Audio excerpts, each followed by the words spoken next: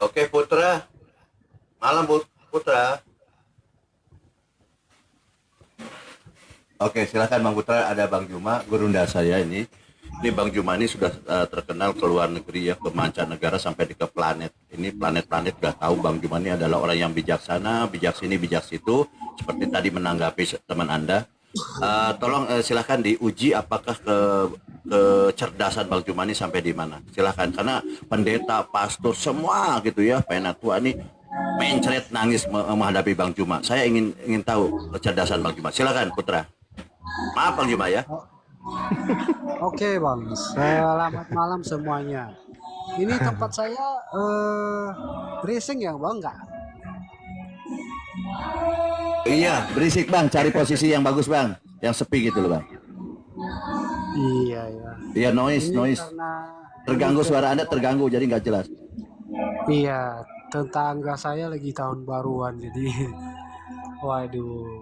Saya udah di posisi paling belakang sih ini, tapi masih terdengar juga ya. Iya, mungkin di kamar ke apa?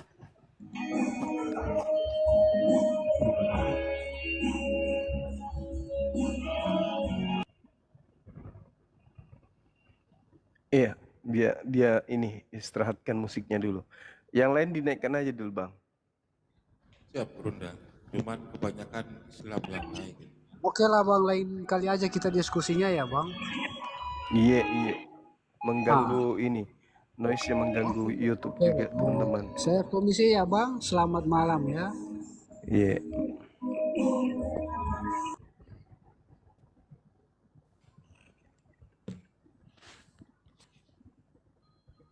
Saskia, selamat malam, Saskia. Selamat malam Bang. Ya, Anda minta naik, ada apa? Eh, saya dari Merauke, saya sendiri Muslim. Oh ya, ada yang mau Alhamdulillah. disampaikan? Ya, Oke, alhamdulillah. depan, belakang, kiri, kanan semuanya ini apa Nasrani lah, dari beberapa demon, ada 40 lebih demon di Merauke sini. Nah, saya selalu berdebat dengan mereka soal Tuhan mati. Nah, saya mau pertanyakan ini, kalau di dalam Bible kan dikatakan kalau sahabat Yesus itu kan disebut murid, sedangkan dalam Islam disebut hawarium ya kalau tidak salah. Iya. Itu kalau para hawarium itu mereka tahu nggak kalau yang diserupakan wajahnya itu bukan apa? Yang diserupakan wajahnya itu orang lain, bukan Nabi Isa. Terus kalau di dalam Bible, apakah murid-murid Yesus tahu kalau yang disalib itu bukan gurunya? Itu saja saya mau tanyakan. Sebenarnya kalau kita lihat di dalam Bible itu sudah sangat jelas sekali bagaimana kemudian murid-murid ketika uh, datang orang yang keluar dari kubur, kemudian murid-muridnya ketakutan sebab mengira melihat hantu. Kemudian di beberapa data lain, murid-muridnya ragu-ragu. Di beberapa data juga diceritakan bahwa Yesus menampakkan diri dalam rupa yang lain.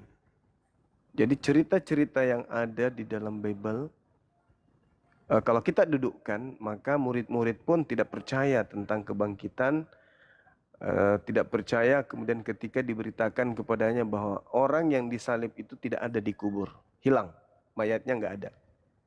Mereka menganggap itu adalah omong kosong. Contoh di dalam kisah para Lukas 24 nomor 9 sampai nomor 12. Itu jelas itu. Kemudian di dalam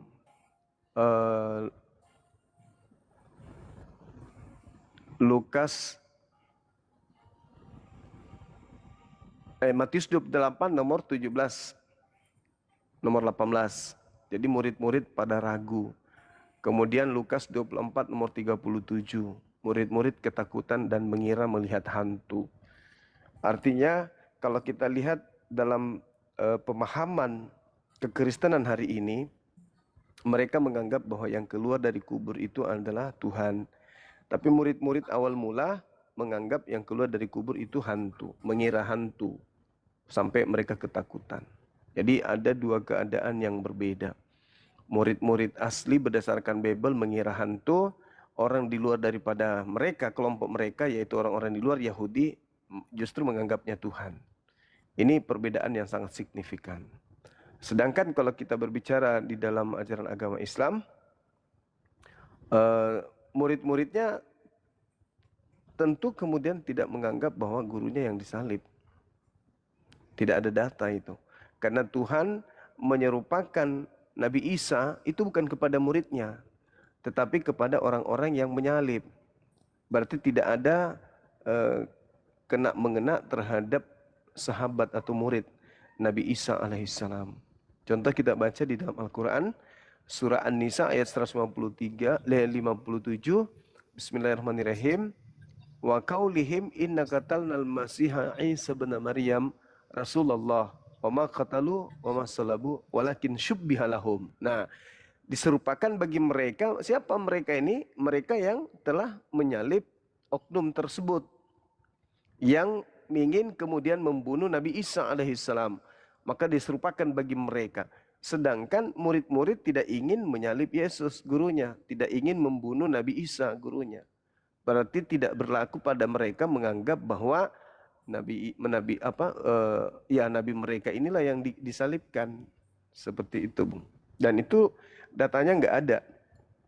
Kalau sahabat-sahabat atau murid-murid Nabi Isa alaihissalam percaya kalau dia disalib atau diserupakan, begitu. Oke, terima kasih Bang Suma. Sama-sama. Saya orang Papua dari Merauke ini, aduh di sini perbandingannya 1:20 antara Muslim dan Kristen. Iya. Tidak apa-apa, Bang. Kalau Insya Allah. kalau saya merantau di sini sudah lama sekali. Saya dari Sidrap, Rapang. Oh, iya. Nah, supalek kok tuh balik? Saya di Merauke. Oh, Merauke. Iya, ujung timur Indonesia. Ujung timur, iya betul. Yang penting jangan ini tergoda, tetap istiqomah, perjuangkan. Papua sendiri di sini apologet Islam sudah adakah yang berdiri? Kalau secara lembaga belum, tapi pemerhati dari para apologet Islam di Papua itu banyak. Kalau di Merauke sudah ada ya utusan atau? Kalau di Merauke kita belum ada kepengurusannya. Belum ada. Aduh di sini tingkat toleransinya tinggi sekali di sini. Iya, alhamdulillah. Cuma kadang kalau orang sini kalau kita berdebat soal agama, di dalam tadi saya ada dengar sedikit. Di sini tuh saya baru tahu kalau ternyata penulis-penulis kitab Bible ini atau Biblos itu ternyata bukan murid Yesus ya, itu ternyata ibaratnya kayak detektif lah. Iya. Tidak ada datanya kalau itu penulis murid Yesus, tidak ada.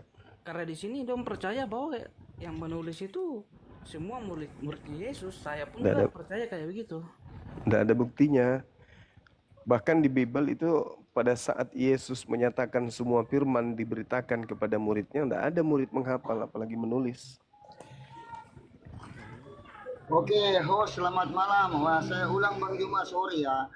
Saya turun tadi karena Bang Juma, ya saya tetap di bawah mau mendengar. Terus saya dengar Bang Juma, suaranya masih sehat, masih ada energinya, mempersilahkan untuk bertanya. Makanya saya memberanikan diri nih, naik lagi Bang Juma. Boleh ya, nggak apa-apa ya? Iya, tergantung dari hostnya Bang, moderator. Host boleh, ada abang berhak untuk menolak. Ada beberapa tema, salah satu tema yang saya bawa ini selalu agak kesulitan kalau saya naik di tingkat komal ya, apologet itu agak sedikit sulit mereka jawab. Makanya saya di bawah saya mikir apa salahnya saya naik kayak Bang Juma, semoga dapat pencerahan di situ. Bisa ya host? Apa yang mau angkat kau? Jangan kepo. Nama akunmu jangan kepo kemarin. Kenapa kau ubah sekarang kayak gitu? Betul, tenang saja. Jadi akun itu merupakan cara bagaimana melihat ketenangan Anda. Oke, siap ya. Boleh ya Bang Juma ya? Boleh, dari sekte mana ini? Ya, ya, Dari sekte mana? ya, karesting saja Bang. Oh iya. Oke, saya bawa sedikit saja. Karena Quran tidak ditulis sebagai teks naratif lengkap, contoh perintah sholat muncul tanpa jumlah rakaat, bacaan waktu, maka hadis harus mengisi kekosongan itu. Nah ini yang agak rancu nih Bang. Bang Juma agak tenang Mm-mm. ya. Iya. Salah satu Imam Al-Ghazali dalam kitab Faisal Tafrika Bayinal Al-Islam ada kutipan terkenal nih Bang. Mm-mm. Jika lafaz sahir bertentangan dengan dalil akal yang pasti, maka wajib ditakwil. Artinya tafsir akhirnya menjadi seni menyesuaikan teks. Kalau teksnya agak sedikit kurang ini bisa diterima akal. Oke, saya bawa satu contoh dan siap-siap untuk mendengar. Satu contoh dalam surah ke-18 ayat 86 di situ ada redaksi matahari terbenam di mata air berlumpur. Oke. Ini salah satu ayat yang menjadi dalil kenapa muncul tafsir akhirnya menjadi seni menyesuaikan teks agar teks yang tadi agak sulit diterima akal dipoles sehingga masuk akal. Contoh ayat tadi, matahari terbenam di mata air berlumpur. Bagaimana Abang Zuma bisa menerangkan ayat itu kepada kami? Silakan Bang Zuma. Kenapa? Ada apa? Iya. Itu penglihatan Zulkarnain itu. Silakan Gruda. Iya, itu bukan bercerita tentang ilmu pengetahuan secara sains. Itu penglihatan orang, sama seperti kalau saya berdiri di Pantai Losari pada sore hari, saya juga melihat keadaan yang hampir sama. Laut tiba-tiba menjadi berwarna keruh dikarenakan matahari udah condong kemudian untuk tenggelam. Itu mah biasa, itu Zulkarnain, bukan bercerita secara sains. Tidak ada masalah di sana. Lantas kemudian ketika Anda bercerita tentang waktu sholat, tentang tata cara sholat, lalu kemudian diuraikan maghrib 3 rakaat, isya 4 rakaat, kan perintahnya bahwa Nabi Muhammad diutus kemudian oleh Allah untuk menjelaskan isi Quran, untuk menjadi contoh. Nabi Muhammad datang menguraikan isi Quran, menjelaskan isi Quran, mempraktekkan isi Quran, kemudian umatnya mengikuti apa yang dipraktekkan oleh beliau. Jadi tidak ada masalah. Ketika dikatakan Al-Quran, bahwasanya innas salata kanat 'alal mu'minina kitaban mawquta. Sesungguhnya salat itu merupakan kewajiban yang waktunya telah ditentukan oleh Allah terhadap orang-orang mukmin. Kami beribadah, tuntunannya jelas. Yang menjadi panutan kami adalah baginda Rasulullah Muhammad SAW. Sallu kama ra'aitumuni usalli. Salatlah kalian sebagaimana kalian melihat aku salat. Nabi Muhammad melakukan salat seperti apa yang terjadi terhadap lisan, perbuatan, tindakan beliau di dalam rangkaian prosesi ibadah salat. Kami umatnya mengikuti hal tersebut. Jadi tak ada kemudian yang membingungkan di Islam itu. Sangat jelas sekali aturannya. Sedangkan kalau di Kristen, Jumat Agung, apakah Yesus pernah memperingati itu? Enggak, cuman karena ikut-ikutan. Atau ibadah minggu, apakah Yesus pernah mempraktekkan itu? Tidak pernah. Atau berkumpul bersama para pemakan babi, apakah Yesus pernah kemudian mencontohkan itu? Tidak pernah. Berkumpul bersama dengan orang-orang yang tidak bersunat, apakah Yesus pernah mempraktekkan itu? Tidak pernah. Tapi kalau di Islam, Nabi Muhammad jelas bahwa dia turun ke atas muka bumi ini dibekali dengan ilmu Quran, lalu beliau kemudian yang diminta oleh Allah untuk menjelaskan isi Quran itu bil bayyinati waz zubur wa anzalna ilaika dzikr litubayyana linnas ma nuzila ilaihim wal allahum yatafakkarun. Apa yang kemudian Tuhan pencipta langit dan bumi inginkan terjadi terhadap manusia, Nabi Muhammad menjelaskan berdasarkan ilmu yang datang dari Al-Quran. Selamat malam semuanya. Itu jelas itu, saudara. Jadi di Islam itu ya, tidak ada kebingungan. Makasih Bang. Kenapa banyak kesamaan iblis dengan muslim? Sabar kau, gue masak. Kau bikin kacau saja. Sebentar gue masak baru naik kau. Nanti kau mau bawa lagi pejabat-pejabat surga di depan Bang Juma. Nggak pantas itu. Sebentar Bang, gue masak. Bertahan dulu. Minta Oke, izin. nggak apa-apa, semua yang di sini lawan sama saya. Alah, kau sama lugas saja, gue masak. Oke Bang Suma, izin ya. Izin. Ini saya, Ya, semoga kita semua belajar ya. Ada juga di Bang Juma, bahwa dialog Kristen Islam itu kok selalu mentok. Nah, saya punya sedikit narasi dikit aja. Itu bukan karena bodoh, tapi karena premis awal kita berbeda, di mana cerita Islam, wahyu menjadi kalamullah, menjadi Al-Quran. Nah, orang Kristen berbeda pula, di mana wahyu menjadi manusia, premis yang beda, makanya mentok. Oke, saya tambah sedikit narasi. Nuzul Quran, peristiwa turunnya Al-Quran atau wahyu Allah ya. Saya mohon telinganya Bang Juma ya. Di sini jelas sekali bahwa firman menjadi buku ya. Bukunya benda mati. Tapi kalau ditanya apakah menurut iman Islam Quran atau kalamullah adalah ciptaan, tentunya tidak. Betul Bang Juma? Tentunya tidak kan? iya. Karena di sini Ahli Sunnah wal Jamaah dalam klaim yang memperkenalkan ungkapan barang siapa yang menyatakan Quran itu diciptakan maka dia kafir. Nah, tema saya sedikit Bang Juma. Kalau Quran kalamullah bisa menjadi buku, nah why not? Kenapa tidak? Kalamullah menjadi manusia. Dalilnya An-Nisa 171 dan Ali Imran 145, dua dalil cepat saya bawa. Sesungguhnya Al-Masih, innamal Al-Masihu Isa putra Maryam. Sesungguhnya Al-Masih Isa putra Maryam, Rasulullah, utusan Allah dan kalimatnya, kalimatuhu. Nah, dan kalimatnya. Di sini beliau mendapatkan predikat Isa kalimatullah. Nah, untuk lebih mendukung ayat ini, Ali Imran 45, yubasyiruka bikalimatin minhu, satu kalimah darinya, ismuhu namanya. Jadi di situ kalimat yang bernama, bukan diciptakan dari kalimat. Kalimat yang bernama ismuhu Al-Masih Isa putra Maryam. Silakan Bang Juma, mungkin paham Iya. ya saya. Iya, Firman sangat menjadi paham manusia. sekali. Ini materi, kalau di Islam itu materi anak TK yang baru daftar, baru mau masuk ini. Iya. Jadi gini kawan, Silakan. pada sisi pencipta langit dan bumi itu ada yang disebut sifat kalam. Apa sifat kalam itu? Kemampuan berkata-kata yang melekat pada diri pencipta langit dan bumi.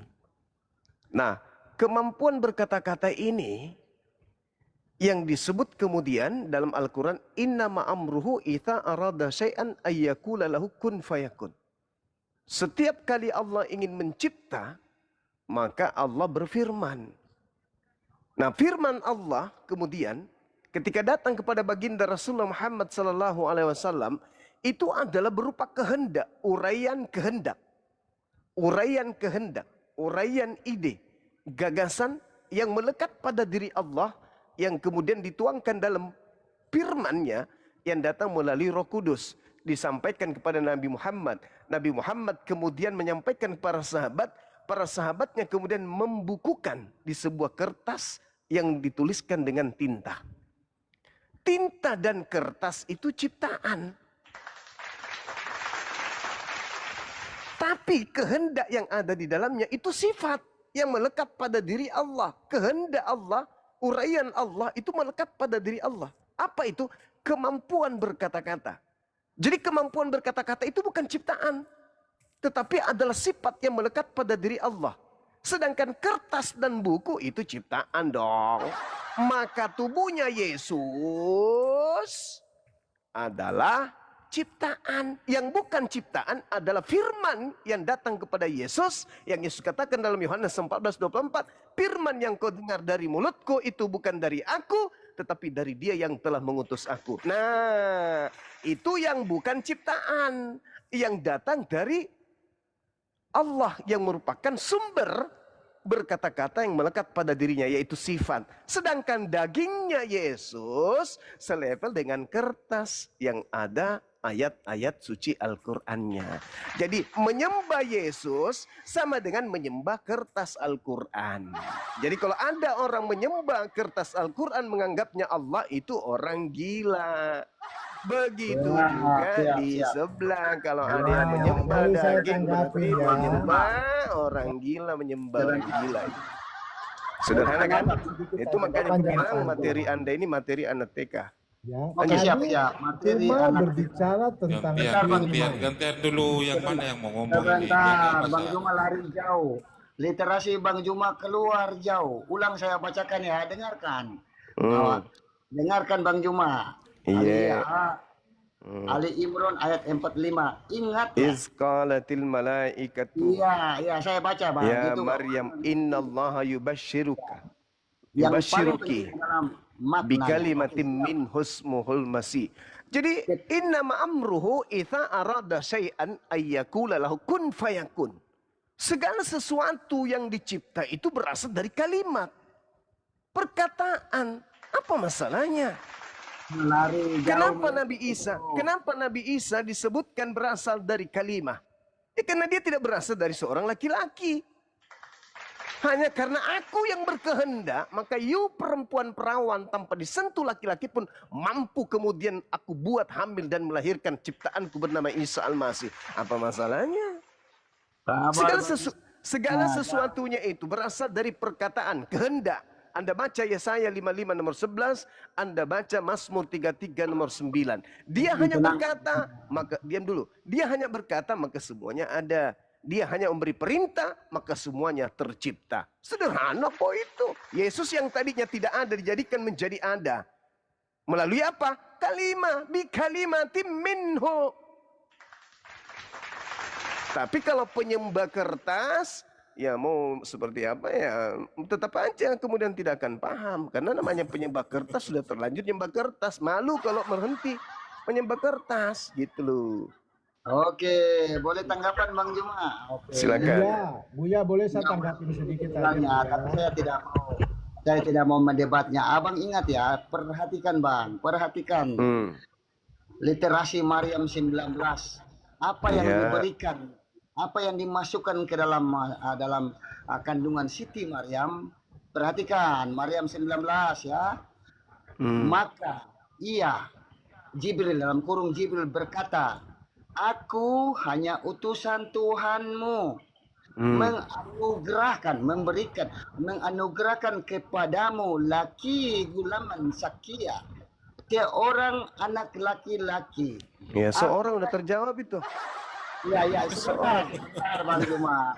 Jadi yang diberikan, sebentar Bang Juma, yang diberikan itu bukan sperma, tapi seorang anak laki-laki belum dewasa nih. Terus apa masalahnya? Jadi itu karena bukan dari sperma. Sebentar. Udah terjawab itu. Oke. Anak laki-laki dari Allah ya. Aku hanya utusan Tuhanmu, menganugerahkan kepadamu anak ya. Terus anak laki-laki. Mari kita lihat Al-Anbiya 91, fanafakna fiha min ruhina. Kami masukkan ke dalam Maryam ruh dari kami. Perhatikan nih. Udah terjawab semua. Udah terjawab. Sekarang pertanyaan saya akan masuk ke pertanyaan saya kepada saudara, ruh yang ada di dalam tubuh Anda itu ruh dari mana? Jangan bilang dari pohon cempedak. Hah? Ruh yang ada di dalam rahim ibu saudara itu ruh dari Tuhan. Bang Juma. Kutanya dulu saudara. Saya tanya kepada saudara, boleh kan ya? Gantian, Anda sudah memberi pertanyaan berbagai macam pertanyaan ke saya. Saya cuma satu pertanyaan, itu pun pertanyaan saya berasal dari pertanyaan saudara. ruh yang masuk ke dalam rahim ibu saudara itu ruh yang berasal dari mana? Oke, saya jawab ya. Ruh dan malaikat itu terpisah. Saya ulang lagi. Sebentar, Saya ulang saya lagi. jawab, Bang Saya Juma. tidak tanya malaikat, Bang saya Juma tidak mesti tanya belajar malaikat. di- Yang Bang saya Juma. tanya, ruh yang masuk ke dalam rahim ibu saudara, terus kemudian masuk ke janin yang adalah saudara, cikal bakalnya menjadi bayi, itu ruh dari mana? Dari pohon cempedak? Bang Juma butuh belajar ke saya kalau dalam sesi ini. Ya, Bang justru Juma. saya bertanya, makanya saya bertanya, tolong dijawab. Ruh Oke. yang ada masuk ke dalam rahim ibu saudara itu ruh dari mana? Dari pohon cempedak atau dari mana? Coba Anda jawab.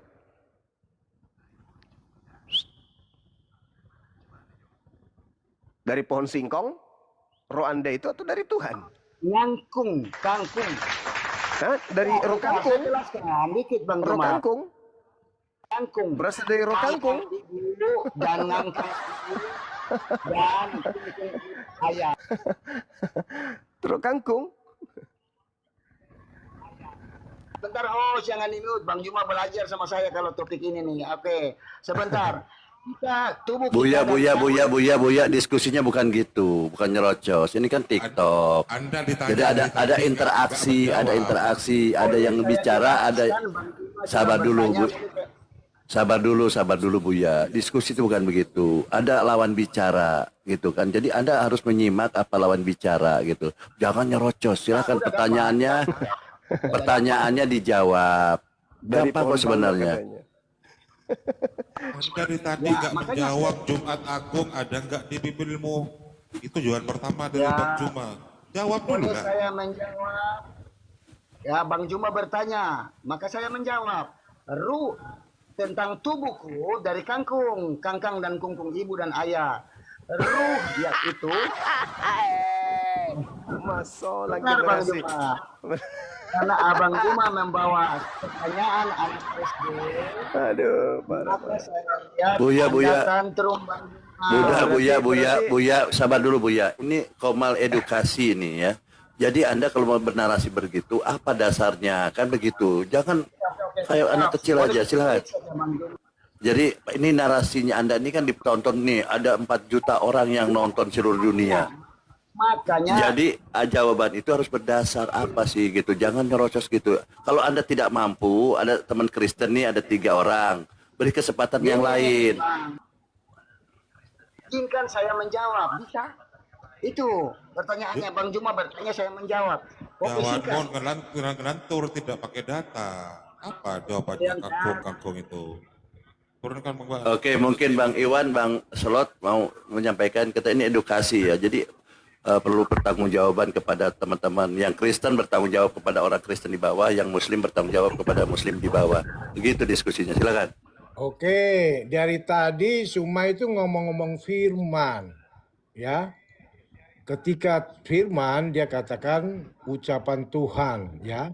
Kalau di Alkitab jelas ya, Kejadian 1 ayat 2, Kejadian 1 ayat 3. Di dalam diri yang Esa itu, Tuhan yang Esa itu punya roh. Kenapa dia punya roh? Karena Tuhan itu hidup. Di mana Roh dalilnya, itu Bang? tidak diciptakan. Kalau roh diciptakan berarti Tuhan tolong itu kasih pernah dalil tidak dulu. ada. Itu Di pertama. mana di Sebentar dalam, dulu, saya sebentar. Enggak, Nanti dalil kamu dulu bertanya dong. gampang. Anda ya. bernarasi tentang Tuhan apalagi membawa kitabnya Yahudi, jangan ngarang-ngarang dong, ini bukan gereja kawan. Anda jelaskan di mana bahwa Tuhannya Yahudi itu roh itu di mana dalilnya? Tunggu sebentar. Ya, Kenapa saya silakan. katakan demikian? Karena kamu tadi bilang firman, ya, segala sesuatu dijadikan oleh Tuhan lewat firman. Iya, Nah, betul. sekarang Allah Zat yang Maha Suci itu, apakah dia punya firman? Nah, itu pertanyaan saya. Terus kemudian kedua ini yang sangat prinsip ya. Ketika Tuhan menjadikan segala sesuatu, Kejadian 1 ayat 2, dia berfirman jadilah terang. Ya, berarti ucapan Tuhan itu mempunyai power, mempunyai kekuasaan. Itu Anda tahu, itu Anda tahu. Ya, sebentar dulu. Kamu kok belum apa-apa udah tegang sekali. Santai aja diskusi dengan saya. ya. Saya tertawa malah dibilang Ya, kemarin saya kasih satu pertanyaan kamu nggak bisa jawab, saya kamu kick ya. Ini. Oh ya, kapan itu? Ya sebentar, saya lanjutkan ya.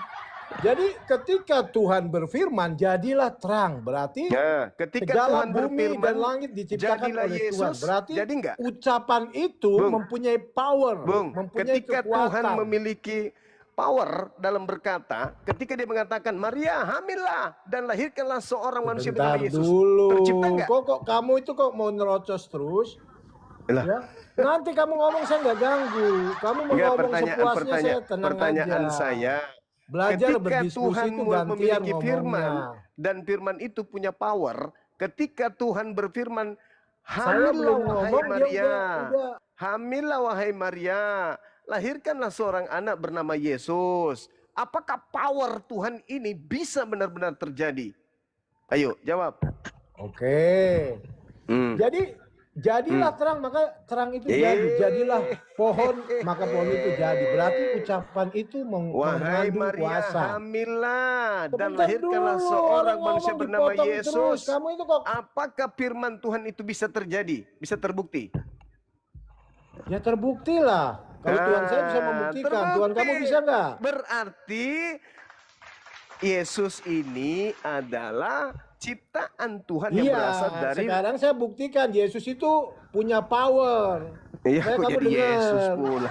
Yesus Diam itu punya dulu. power karena Yesus itu Ya, utusan lihat, Tuhan. iya, Bukan di mau situ. ngomong sendiri. Saudara Saya itu Iwan. basmi semua Muslim ya. Saudara Iwan. Anda Diam, saya mengatakan ngomong sebentar firman aja, nggak ada Tuhan 1 itu menit. memiliki power. Ya, tidak Ketika ketakutan Tuhan saya memiliki ngomong. power, berfirman, wahai Maria, hamillah dan lahirkanlah seorang anak laki-laki bernama Yesus. Apakah power Tuhan ini bisa terjadi? Udah ya, saya 1 menit ya, kamu diam. Oke. Jadi ketika dia berbicara, jadilah terang, terang jadi. Yesus membuktikan itu semua ya. Ketika terjadi gelombang besar, angin ribut, Yesus Parah. angin Ketika ribut, gelombang kemudian langsung tenang. Tuhan berkata kepada Maria melalui Tidak Gabriel, ketakutan, nggak mau. hamillah, dan lahirkanlah seorang anak kemarin laki-laki, aja kamu nggak dan bisa hendaklah apa-apa. engkau menamai dia Yesus. Ngomong Apakah sendiri. firman Tuhan ini benar-benar terjadi? Itu pertanyaan saya, Bang. Yesus membuktikan ketika Bukan. terjadi gelombang besar, angin ribut, dia bilang tenang. Mengenai Gelombang Yesus, ribut, angin ribut, tenang. mengenai Yesus,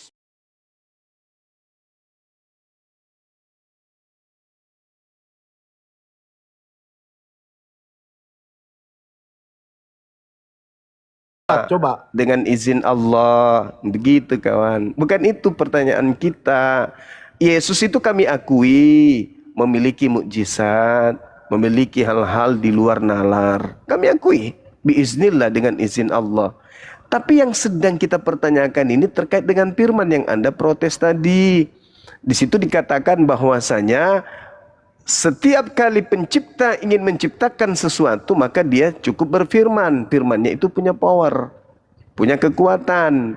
Maka ketika Tuhan mengatakan, wahai Maria, kau perawan, hamil, lahirkan seorang laki-laki dan hendaklah engkau menamai Yesus. Pertanyaannya, apakah firman Tuhan itu terkabul? Terjadi? Terjadi. Maka pada mulanya adalah firman Yesus itu. Dan firman itu yang memiliki power itu telah menjadi daging. Paham ya? Jadi Yesus itu hanyalah ciptaan yang berasal dari firman Tuhan, perkataan Tuhan. Tuhan berkata, hamillah, hendaklah kau melahirkan seorang anak laki-laki dan namailah dia Yesus. Ya jadi. Kenapa Yesus bisa mati? Karena jelas karena dia ciptaan. Kullu nafsin saikatul maut. Segala sesuatu yang hidup pasti mengalami mati. Yesus hidup, mati dia. Gitu. Luar biasa, Bang Juma ini sederhana loh ya. Tetapi ya itu saya itu ingin sekali Bang Juma ini yang katanya cerdas, cermat gitu ya, bijaksana, bijaksini, bijaksana itu ingin sekali gitu ya. Ada satu orang Kristen atau pendeta, pastor apapun gitu ya gelarnya ya bisa mengalahkan gitu loh. Tapi saya lihat belum ada yang mampu gitu loh, luar biasa. Selamat malam Laskar Biru. Allahu Akbar. Nah, ini slot dulu, slot di bawah menentang Bang Juma ini. Yuk, slot dibuka. Ya mic-nya. Bang Slot, open mic, silakan Bang Slot. Ada gurunda saya ini. Terus terang saya ini kan saya ini pengamat ya, bukan debater. Saya mengamati bahwa Bang Juma ini belum satu pun orang bisa mengalahkan. Malah Bang Juma ini saya melihat ya, mungkin saya salah, tolong dikoreksi ya, membuat perpecahan di dalam Kristen gitu ya. Dengan Edis TV kalau saya tidak salah namanya itu, belajar dari Bang Juma bahwa Yesus itu bukan Tuhan. Yesus itu punya Tuhan, penyalib ini karya iblis. Sehingga apa yang dinarasikan oleh Edis yang belajar dari Bang Juma ini sampai membuat perpecahan, semua kacau gitu ya, di Kristen ini kacau gara-gara narasi-narasi Bang Juma yang diimani sekarang sama Edis. Bahkan Edis dikatakan oleh JRK adalah saksi Yehova lah segala macam. Tapi poinnya adalah Bang Juma ini luar biasa gitu, membuat pendeta-pendeta terguncang, persepuluhan runtuh, mualaf banjir gitu. Silakan Slot kalau mau berani berdebat dengan Bang Juma. Saya harap bisa Anda mengalahkan Bang Juma. Silakan. Terima kasih Bang Juma. Maaf Bang Juma ya. Gampang kok. Gampang kok. Ayo Slot dibuka mute-nya. Anda tadi di bawah tipping lawan aku Juma. Yuk. Slot dibuka mute-nya Slot. Mau saya besarkan dulu Slot. Yuk. Assalamualaikum warahmatullahi wabarakatuh. Aduh, waalaikum. Kalau Kristen jangan gitu lah, Jian. Silakan Slot dibuka dulu mute-nya Slot. Slot. Slat. Nyampe di atas Serap. jadi berhala gitu.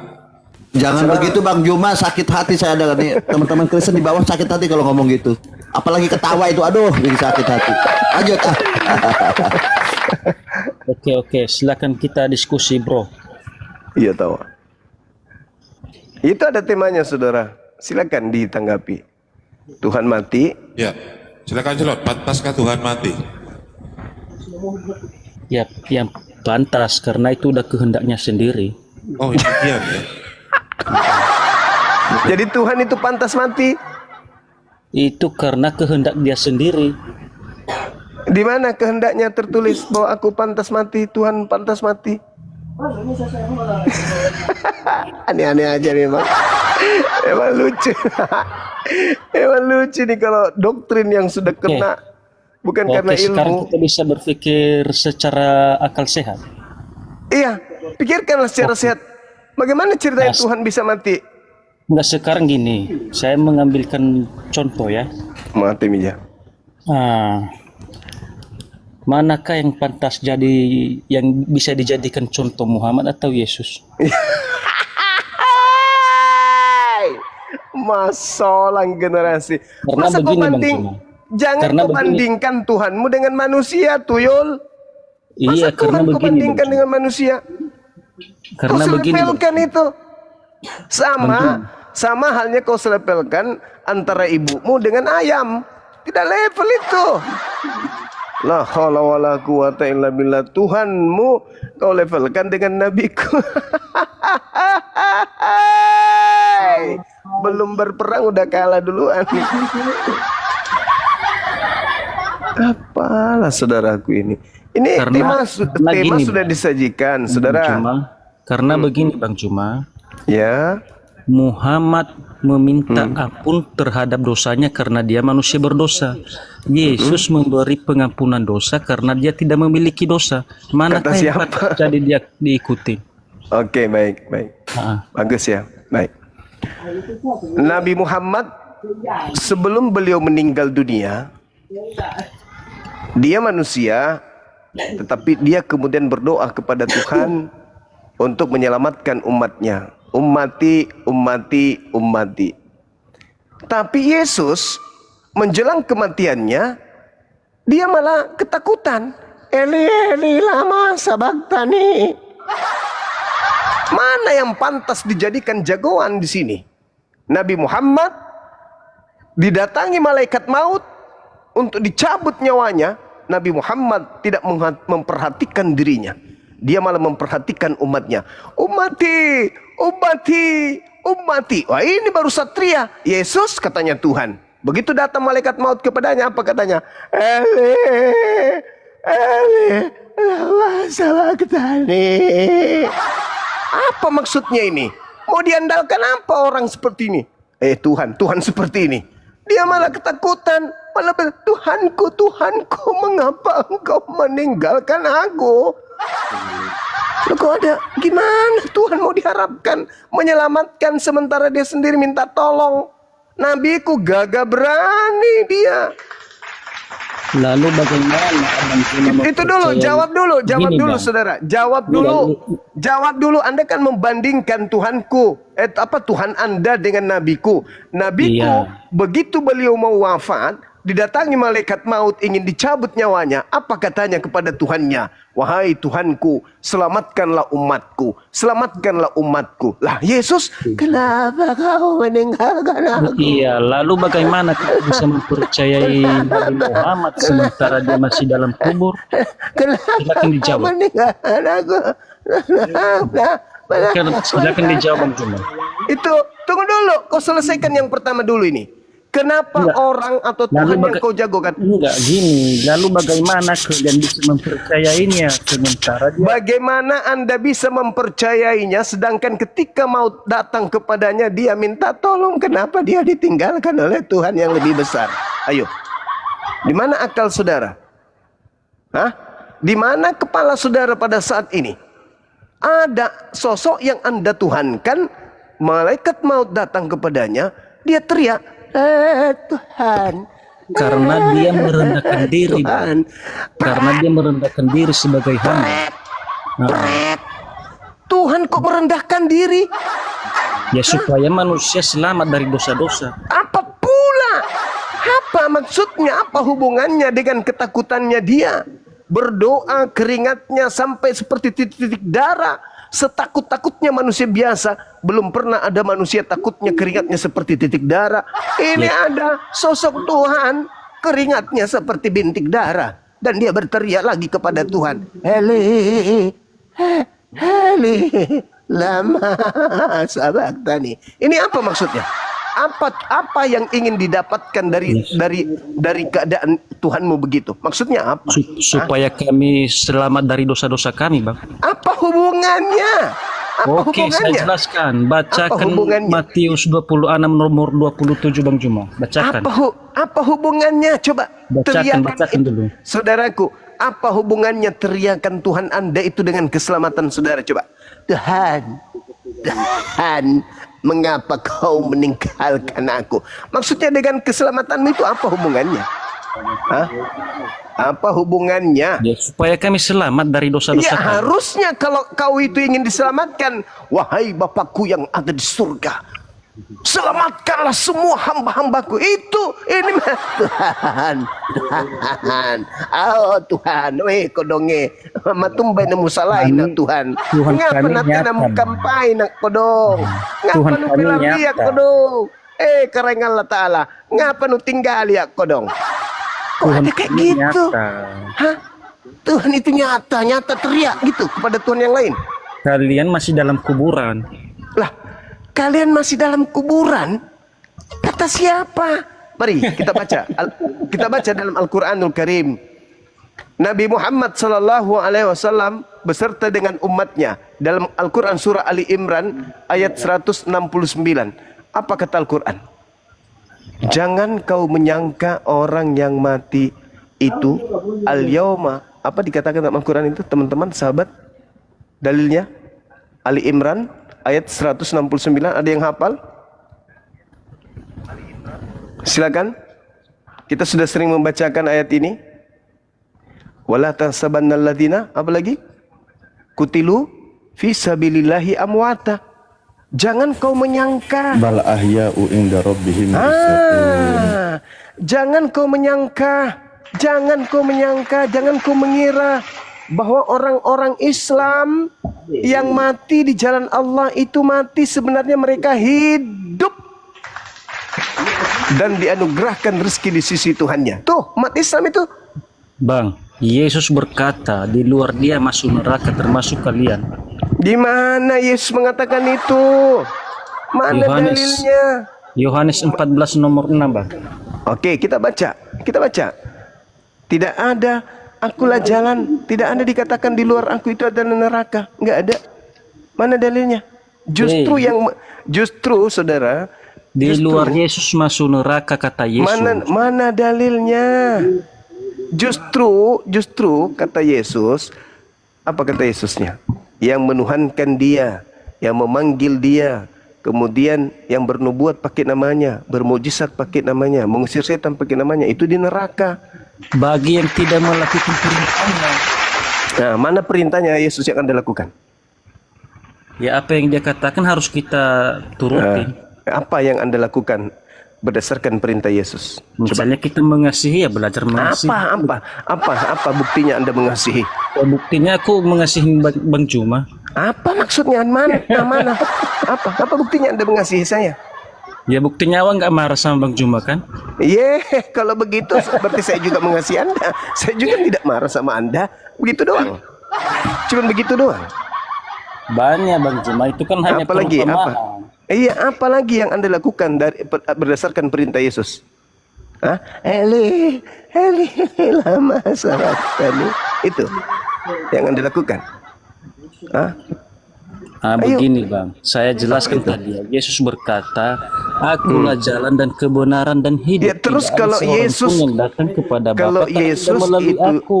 kalau Yesus itu jalan, kenapa Anda menjadi Kristen?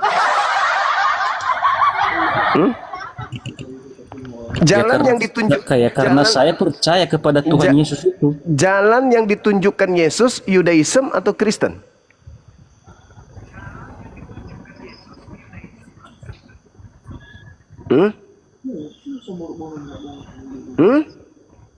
Heli lama sabachthani.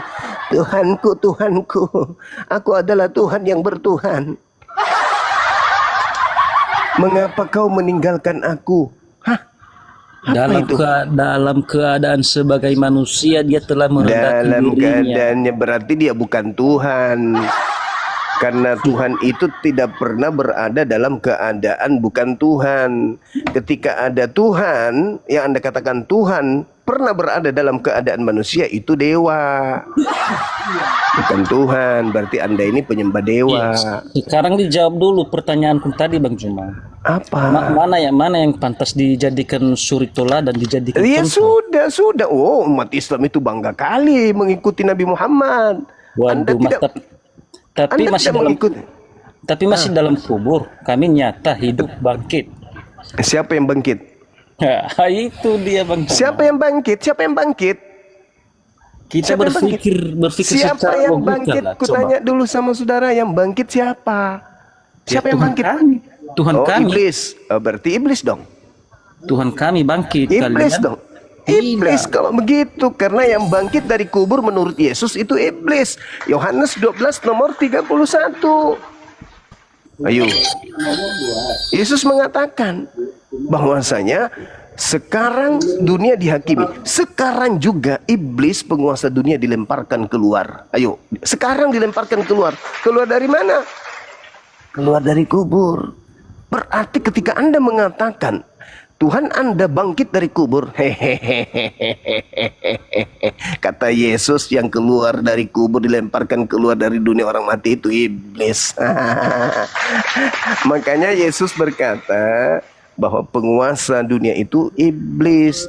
Makanya oknum yang keluar dari kubur itu mengatakan apa? Kepadaku telah diberi kuasa, baik di surga, angkasa langit maupun di bumi. Dan ternyata itu adalah iblis. Sekarang pertanyaan saya kepada saudara, apakah Tuhan yang merangkak keluar dari liang kubur atau iblis? Jawab.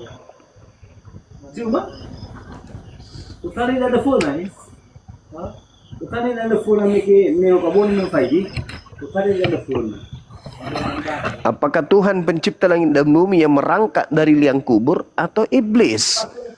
yang merangkak keluar dari liang kubur sebagai tanda untuk angkatan jahat, sebagaimana nubuatan Yesus dalam Matius 12 nomor 38 sampai nomor 40. Jawab.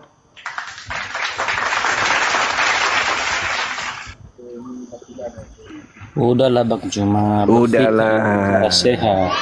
Udahlah. Nggak usah Saya membenarkan ulang lagi, kesesatan, pertanyaan saya. kesesatan itu. Pertanyaan saya, nubuatan Yesus untuk angkatan jahat adalah Tuhan merangkak keluar dari alam kubur, ataukah anak manusia yang kerasukan iblis yang keluar dari kubur? Jawab. Yang membenarkan diri dengan kesesatan itu ya ujung-ujungnya kan Saya bertanya, saya tidak berargumentasi, saya bertanya. Menurut Yesus, berdasarkan Matius 12, nomor 38 sampai nomor 40, Yohanes 12, nomor 31, Yohanes 14, nomor 30, tanda untuk angkatan jahat adalah Tuhan merangkak keluar dari liang kubur, atau anak manusia yang kerasukan setan yang keluar dari kubur. Mana yang betul? Mana yang betul? kerasukan setan. Ya. Siapa Mana yang kerasukan setan? Anda lupa. Di dalam Yohanes 13 nomor 2, di dalam Yohanes 6 nomor 70, Yesus menuding Yudas itu adalah iblis. Anda lupa? Hah? Bukankah aku yang memilih engkau yang 12 dan satu di antaramu adalah iblis? Yang keluar dari kubur, yang dilemparkan dari kubur adalah penguasa dunia. Siapa penguasa dunia? Iblis. Pertanyaan saya, Ya iya, itu nggak mempan sama Tuhan Yesus kami. Kerasukan bukan masalahnya di situ. Masalahnya Yesus sendiri mengatakan bahwasanya iblis dilemparkan keluar dari liang kubur.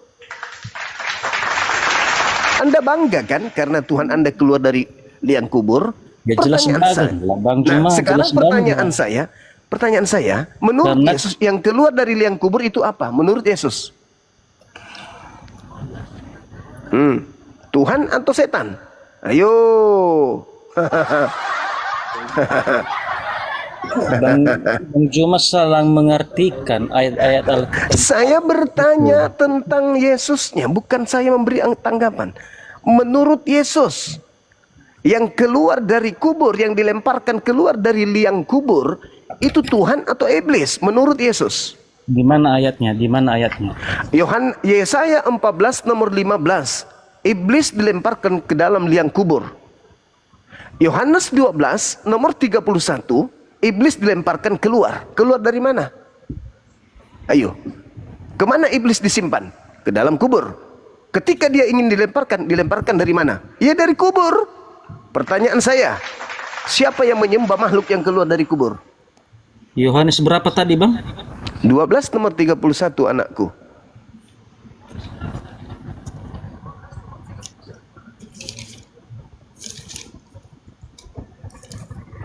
Ayat yang ke-31.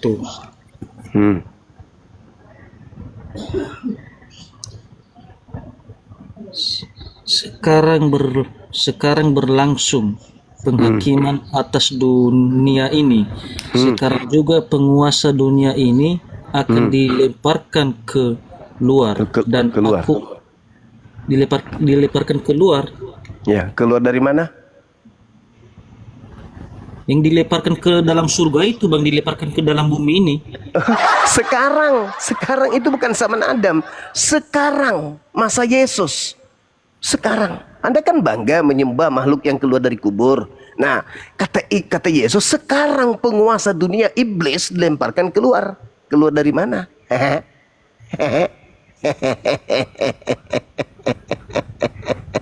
Betulkan imanmu anakku. Kata Yesus kepada muridnya, sekarang juga penguasa dunia akan dilemparkan keluar. Penguasa dunia ketika dia keluar dari kubur, apa katanya? Kepada aku telah diberi kuasa. Pergilah ke seluruh dunia, jadikan seluruh bangsa menjadi muridku.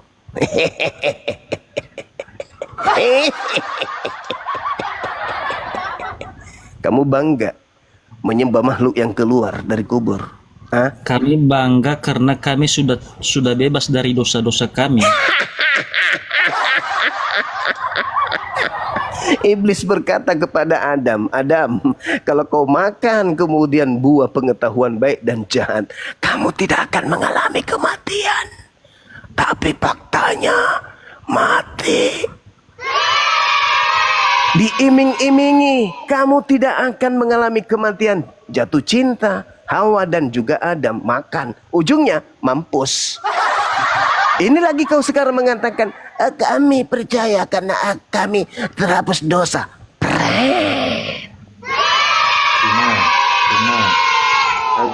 Kata siapa? Kata siapa? Yang berhak mengampuni dosa Allah atau manusia? Kata siapa? Enggak, yang berhak mengampuni dosa Allah atau manusia? Yesus mengatakan ketika dia diuji dan dicobai oleh iblis, apa kata iblis? Yesus, jika kau menyembahku, maka segala kuasa akan aku berikan kepadamu. Ya, tapi Sebab tidak sebab aku berkuasa memberikan kepada siapapun yang aku kehendaki. Lukas 4 nomor 6. Jadi kalau hari ini Anda mengatakan, siapa yang berkuasa mengampuni dosa? Iblis pun bisa membisikkan, dosa-dosamu telah aku hapuskan. supaya tersesat itu terwujud kepada kalian, Bang. Tunggu Merujuk dulu, kepada kalian. masalahnya bukan di situ. Sekarang siapa yang menyembah makhluk yang keluar dari kubur? Itu dulu poinnya. Yaitu kalian menyembah mayat dalam kubur kalian. Yang keluar, bukan yang tinggal di dalam, tapi yang keluar. Kata Yesus, sekarang juga iblis akan dilemparkan keluar, berarti dia keluar. Sekarang siapa yang menyembah makhluk yang merangkak keluar dari kuburan? Tetapi kan cobaan iblis itu kepada Tuhan kami kan nggak mempan. Kan begitu, Bang. Yesusnya sendiri yang berkata, sekarang juga dunia dihakimi. Sekarang juga penguasa dunia akan dilemparkan keluar. Siapa di antara kau dan aku yang menyembah makhluk yang keluar dari kubur?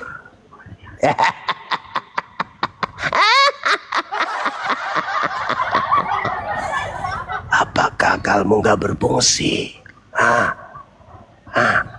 Gak berfungsi otakmu. Itu ajarannya. Otakmu kayak otak berpati balap. Yesus berkata, sekarang juga dunia dihakimi, sekarang juga penguasa dunia dilemparkan keluar. Sebenarnya Penguasa bagaimana- dunia, Anda bisa baca Yesaya 14, nomor 12, nomor 13, nomor 14. Iya. Endingnya di data nomor 15. Iblisnya dilemparkan ke liang kubur. Siapa yang menyembah makhluk yang keluar dari liang kubur? Begini loh, Bang. Sebenarnya Abang Juma ini memang orangnya pintar, tetapi kan bisa Abang bandingkan. Enggak, pertanyaan saya, ketika Mana yang iblis pantas diceritakan dalam dijadikan- Yesaya 14 nomor contoh, 15 kan begitu. dilemparkan masuk ke dunia orang mati di liang kubur yang dalam, lalu kemudian ada yang keluar dari liang kubur merangkak lalu kau sembah.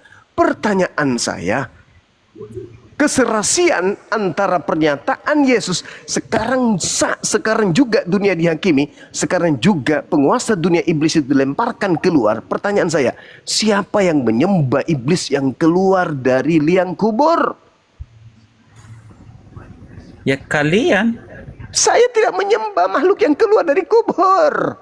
Jangan gila dong. Itu terwujud kepada kalian, Bang. Kami tidak menyembah makhluk yang keluar dari kubur. Kalianlah yang menyembah makhluk yang keluar dari kubur itu pada hari ketiga. Hari buktinya- ketiga, hari Minggu katanya. Buktinya kan ada. Buktinya ada. Kepadaku telah diberikan segala kuasa baik di langit maupun di bumi. Efesus 2 nomor 2. Penguasa angkasa raya langit adalah iblis. Abang Juma nggak bisa menjawab tadi itu. Wahyu 12 nomor 9. Penguasa bumi adalah iblis. Yang keluar pada hari Minggu. Kepadaku telah diberi kuasa. Pergilah ke seluruh dunia. Jadikanlah seluruh bangsa menjadi muridku. Kenapa Abang Juma nggak bisa menjawab ucapan saya tadi yang saya katakan? Saya yang bertanya, tapi kau melemparkan jawaban itu kepada kami. Siapa yang menyembah makhluk yang keluar dari kubur pada hari Sabat? Yang kalian terjemahkan minggu demi untuk nyembah dewa matahari. Itu siapa? Kami beribadah hari Minggu karena Tuhan Yesus bangkit pada hari Minggu. Nah, bangkit dari mana? Bangkit dari mana? Bangkit dari? Bangkit dari? Iya, bangkit. Bangkit apa? Bangkit keluar dari? Ayo, jujur.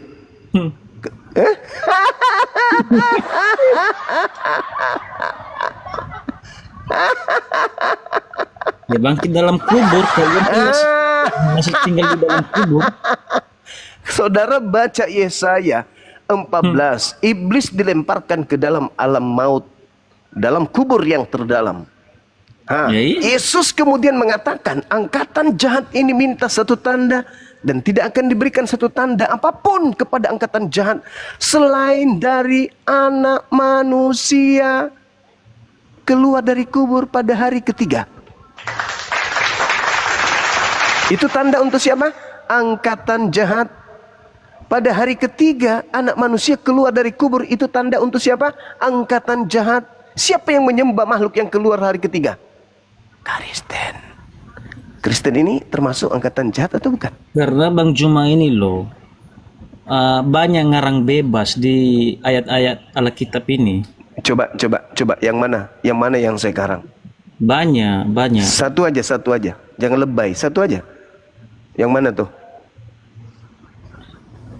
Ya, Abang mengatakan bahwa yang keluar dalam kubur itu Yesus, kau bilang. Lah, makhluk itu yang mengaku Yesus. Bukankah Yesus mengatakan, waspadalah kepada penyesat yang datang kepadamu, memakai namaku dan berkata, akulah Kristus. Kata Yesus, waspadalah kepada penyesat yang datang kepada kalian memakai namaku. Yang keluar dari kubur, kalau kita lihat pengakuan Yesus, penguasa dunia iblis, memakai namaku kan. Matius 24 nomor 24. Sebab Kristus palsu akan datang melakukan tanda yang dahsyat. Keluar dari kubur, apakah tanda dahsyat? Tanda dahsyat. Bermukjizat. Bermukjizat enggak dia? Bermukjizat. Setelah itu, apa yang terjadi kemudian? Menyesatkan banyak orang. Yes, tergenapi. Itu fakta, itu real. Kedatangan Islam untuk mengajarkan kalian agar keluar dari lingkaran tersebut. Itu jelas itu. Penguasa dunia siapa? Iblis. Yang keluar dari kubur mengaku penguasa dunia enggak? Mengaku. Mengaku Yesus enggak? Ngaku. Itu tanda Yunus enggak? Tanda Yunus. Banyak enggak orang yang nanti jadi pengikutnya? Banyak. Apa nubuatan Yesus? Mereka akan menyesatkan banyak orang. Memakai nama siapa? Nama Yesus. Berhasil nggak? Berhasil. Enggak, jawab dulu Bang. Mana yang pantas dijadikan contoh, yang berdosa atau yang tidak berdosa? Saudaraku, Anda baca di dalam kitab saudara. Tunggu dulu, tunggu. Dikatakan apa dalam kitab saudara? Yesus yang tidak mengenal dosa telah dijadikan menjadi dosa karena Kristen. Benar nggak itu dalil? Benar nggak itu dalil? Di dalam 2 Korintus 5 nomor berapa itu? Nomor 21. Benar nggak dalil itu, Bang? 2 Korintus 5 nomor 21. Coba Anda baca.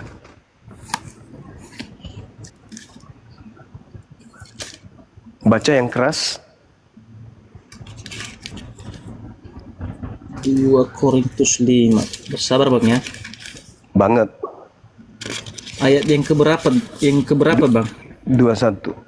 21.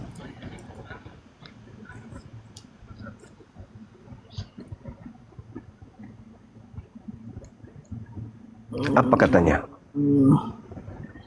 Apa katanya? Dia yang tidak mengenal dosa telah dibuatnya jadi dosa karena kita supaya dalam dia dibenarkan oleh Allah.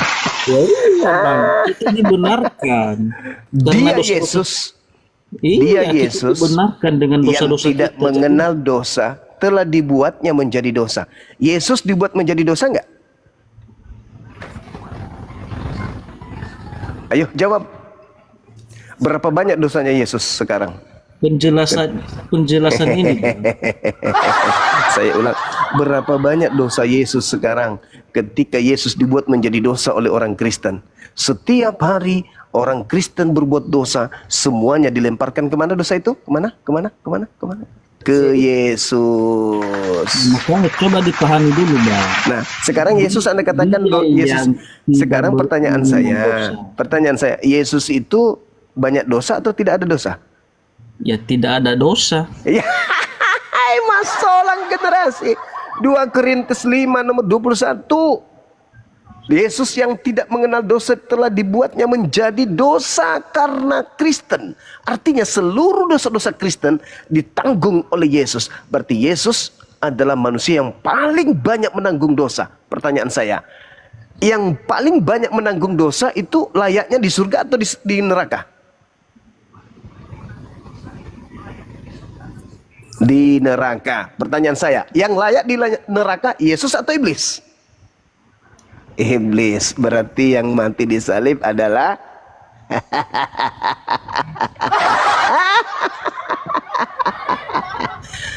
kuatkan ikat pinggangmu anak muda. Kami telah dibenarkan dalam dosa-dosa kami melalui kematian Tuhan Yesus itu Bang. Itu ajaran siapa Cak Ayu? Hah? Bukankah Yesus mengajarkan bertobat? Bukankah Yesus mengajarkan mempersembahkan kurban hewan? Matius 8 nomor 4. Bukankah Yesus melarang membunuh? Itu Artinya, sudah digantikan. Digantikan apa? Dengan kematiannya di kayu salib. Itu atas siapa? Kenapa harus ada melapuskan dosa dengan manusia? Oke, Ajaran kita bacakan Matius 26 nomor 27. Silakan. Nah, Matius 26 nomor 27. Apa tuh? Baca nanti nomor 4-nya dan nomor 59-nya.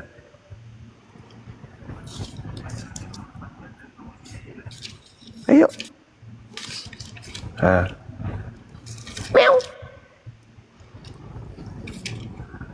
Nah, ini Bang. Iya. Nah, ini Yesus berkata Bang ya. Ya. Sesudah itu ini merujuk kepada dia Bang ya. Sesudah itu ia kawan mengucap syukur lalu memecahkannya kepada mereka dan berkata, minumlah kamu semua dari cawan ini, sebab inilah darahku, darah perjanjian yang ditumpahkan bagi banyak orang untuk pengampunan dosa. Sekarang darah yang dimaksud di situ darah beneran atau roti? Apa? Anggur? Itu kan yang dilambangkan. Kami sudah berbuat itu. Kami sudah Masalah generasi. Pertanyaan saya sederhana. Ya, kami sudah melakukan itu. Darah yang dimaksud Yesus di situ anggur atau darah beneran?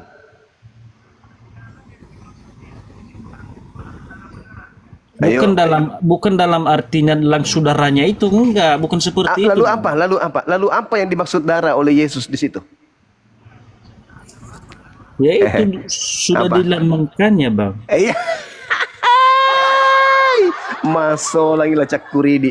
Yang dimaksud Yesus darah di situ adalah anggur, dan dimaksud daging di sana adalah roti. Iya. Lalu siapa kalian ini yang menganggap bahwa darah Yesus harus darah beneran? Roti yang dimaksud daging yang dimaksud adalah daging beneran. Kalian mau jadi apa? Kalian ini menjadi zombie, menjadi apa itu? Dracula, ngisap darah. Hah? Sejak kapan Tuhannya Nabi Musa mengajarkan kemudian korban dengan darah manusia? Sejak kapan? Siapa? Hanya ajaran Musa dibandingkan ajaran Yesus yang lebih jauh Bang. Makanya siapa yang mengajarkan? Sementara Yesus mengatakan apa? Lakukanlah persembahan seperti apa yang diperintahkan Nabi Musa. Yesus memberi pengampunan dosa karena dia tidak memiliki dosa.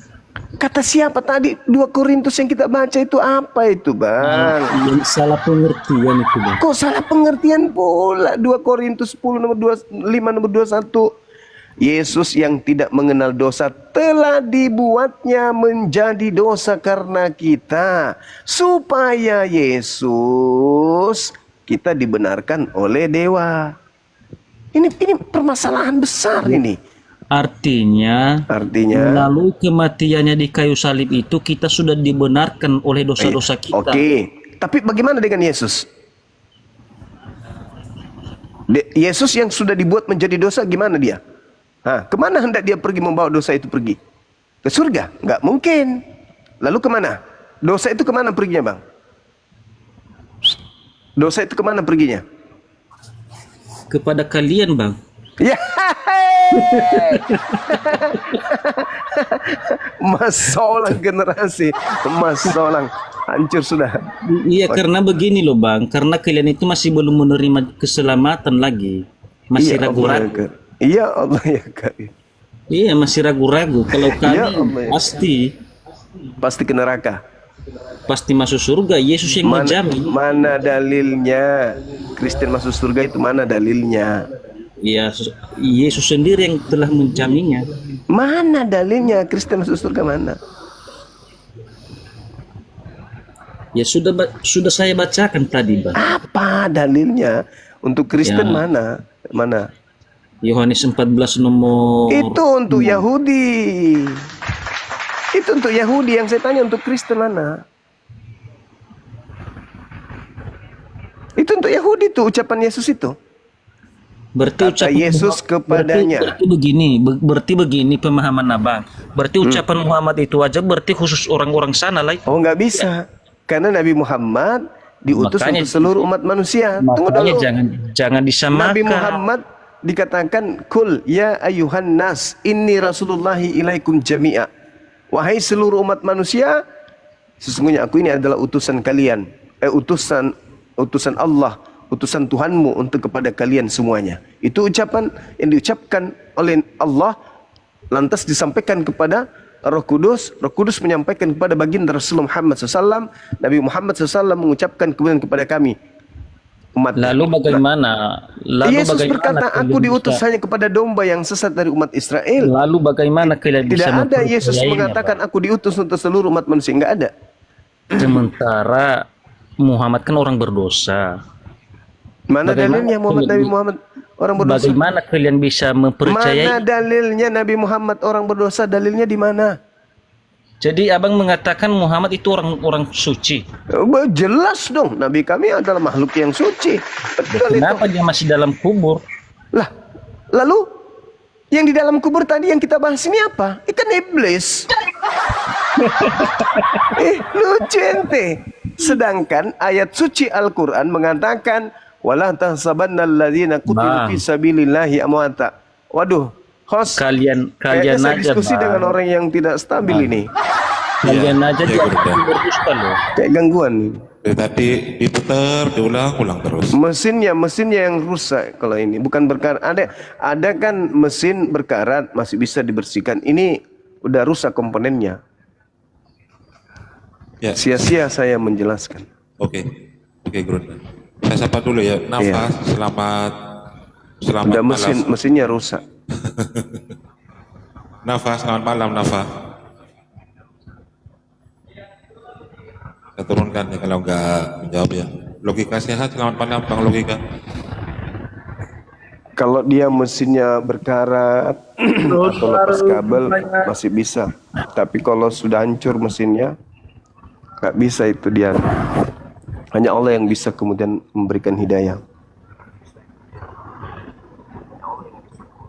Silakan Bang Logika, ada tema di situ, pantaskah Tuhan mati?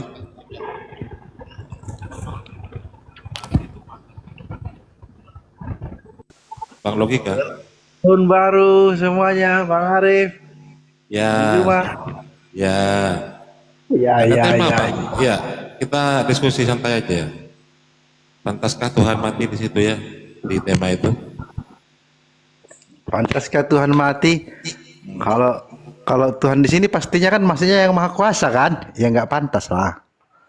Ngapain yang Maha Kuasa harus mati? Ya, terus Tuhan Anda siapa Bang Logika? Pertanyaan yang ulang-ulang, tapi nggak apa-apa untuk audiens. Tuhan saya Yahweh, Jehovah, Yod-Heh-Vav-Heh. Itu bahasa aslinya, nama aslinya. Bukan Yesus. Loh, alamak. Terus Yesus bagi Bang Logika siapa? Dia itu Mesias. Dia jadi bos kita, bos semua umat manusia yang ditunjuk menjadi bos. Yang ditunjuk oleh Yahweh menjadi bos bagi semua umat manusia. Gitulah. Terus ada narasi setiap kau meminum anggur dan cawan ini, kau akan memberitakan kematian Tuhan. Itu yang disebut Tuhan di sana, itu Tuhan siapa Bang Logika? Tuhan Mesias maksudnya, bukan Tuhan yang Maha Kuasa. Ini kan itu bahasa Oten. Itu berarti bahasa Oten nih Bang Arif pakai itu bahasa Oten. Bahasa lain, bahasa orang Kristen. Iya, ada di kitab Itu ya harus pindah, harus switch kita modenya, mode bahasa Oten, mode KBBI. Kalau judul ini aku yakin ini pakai KBBI kan. Nah, berarti ya Tuhan nggak pantas mati lah, ngapain juga Tuhan Maha Kuasa mati. Yang mau masuk akal mati ya yang menjadi perantara, yaitu Yesus kan. Nah, kalau yang Maha Kuasa ngapain yang Maha Kuasa mati? Apa tujuannya? Apa gunanya? Ya, udah, masuk. Berarti kalau ada yang menyembah Yesus, menyembah makhluk yang pernah mati kan ya? Ya iyalah. Menyembah yang Selamat pernah nggak mati, menurut nggak masalah. saudara? Orang yang menyembah makhluk yang pernah mati. Menyembah. Iya, menganggap Tuhan ke gereja, kemudian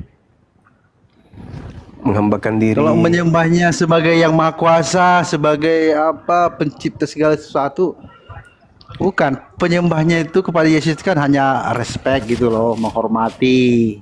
Bukankah itu Ya kan? upaya menduakan Tuhan? Enggak lah Bang Juma. Yesus kan mengatakan kan apa cuman yang dikatakan satu. Bapaknya. Cuman satu yang wajib disembah kan? Iya, oke lah, biar simpel, nggak menyembah seperti yang dibayangkan Bang Juma. Saya nggak menyembah Yesus seperti yang dibayangkan Bang Juma. Tapi kalau sudah dituhankan, sudah menyembah, beribadah kepadanya, berarti itu sudah menduakan Tuhan. Ya, faktanya enggak. Kok faktanya enggak? Faktanya kita orang, orang di gereja beribadah menyembah kepada Yesus, kok faktanya enggak? Justru faktanya terbukti Yesus dituhankan. Bukan menyembah, itu lebih tepatnya itu memuliakan lah bilang, biar enggak memuliakan. Terus kalau wajar dong dimuliakan. bedanya dengan menyembah apa? Kalau menyembah yang ada di benak Bang Juma ini kan maksudnya menganggap dia yang Maha Kuasa, harus disanjung karena dia Maha Kuasa, kan gitu. Ya, menyembah Ya, itu enggak. bukan hanya Kalau saya dan beberapa orang Kristen enggak, termasuk Edis TV, dia enggak menganggap Yesus sebagai yang Maha Kuasa Sang Bapa, bukan. Tapi dia penentu hidup kekal kita. Yohanes 17 ayat 3 kan ada di situ dituliskan. Lah, bukannya penentu itu adalah Tuhan, pencipta langit dan bumi? Ya, Tuhan, tapi utusannya, satu-satunya utusannya penentu hidup kekal manusia, Yesus itu penentu hidup kekal kan ada ditulis di situ. Makanya Yesus dituhankan juga kan? Kalau pakai bahasa Indonesia kita berarti dituankan gitulah, dituankan. Iya, tapi diibadahi. Ya dibedahi lah, karena dia kan apa? Nah, dia berarti udah menduakan berkorban untuk Tuhan. kita. Berarti menduakan Tuhan itu namanya. Karena Anda masih Kalau beribadah. menduakan Tuhan itu, Bang Juma, menduakan Tuhan itu berarti kita istilahnya melakukan hal yang di luar perintah. Nah, itu baru menduakan. Nah, sekarang mana ini perintahnya menaati? Untuk menuhankan Yesus itu, mengibadahi Yesus, mana perintahnya? Mengibadahi Yesus. Ini kalimat yang jarang ku dengar ini. Yang jelas kalau di gereja itu kita memuji, memuliakan Yesus. Wajar kan? Dia sudah berkorban, datang ke dunia ini. Ya itu kan menyembahnya, menganggapnya Tuhan. Ya sudah pun nggak masalah kalau itu disebut menyembah juga. Itulah yang disebut menduakan Tuhan. Oh begitu. Tapi iyalah. Tapi kalau di benak kami ya, di benak saya menduakan itu seperti ini misalnya. Yang mau kasih mengatakan jangan mencuri. Malah aku mencuri. Itu baru menduakan. Berarti aku mengikuti perintah ilah lain supaya aku mencuri, supaya aku kaya. Gitu. Itu baru menduakan. Hidup kekal itu menurut Yesus mengenal Yesus sebagai utusan Tuhan. Tidak mengenal Yesus sebagai Tuhan. Kan begitu. Ya kan? Iya, betul. Nah, kalau orang mengenal Yesus sebagai utusan Tuhan, lalu kenapa di gereja dituhankan Yesus itu? Ya itulah dia faktanya kan Bang Juma, memang di Kristen itu kan ada oneness kan. Itu masalahnya Bang Juma. Karena nggak bisa melarang mereka. Suka hati mereka lah. Berarti mereka yang menuhankan Yesus ini tidak mengenal Yesus, betul? Ya bisa dibilang seperti itulah. Ya Tapi udah. setidaknya mereka kan murid Yesus juga. Ya kok murid Yesus pula, gimana ceritanya? Yesus itu punya murid orang Yahudi dan hanya hidup sesama dengan Yesus. Di luar itu bukan murid Yesus, hanya serigala yang nyamar domba. Ya itu kita sebut muridnya juga walaupun tidak langsung. Hati-hati. Bukan hanya yang 12 itu loh Bang Juma. Karena Yesus mengatakan kepada muridnya Yahudi, hati-hati kepada serigala yang nyamar muridku. Kalau serigala yang menyamar itu berarti itu artinya dia sebenarnya misalnya dia Luciferian, pura-pura Kristen. Nah itulah yang kami sebut sebagai serigala. Nggak tahu Bang Juma definisinya beda ya. Itu serigala nyamar serigala. Itu mah bukan serigala. Kalau serigala itu tidak makan rumput, serigala itu makan daging. Orang Yahudi tidak makan daging, mereka nggak makan babi.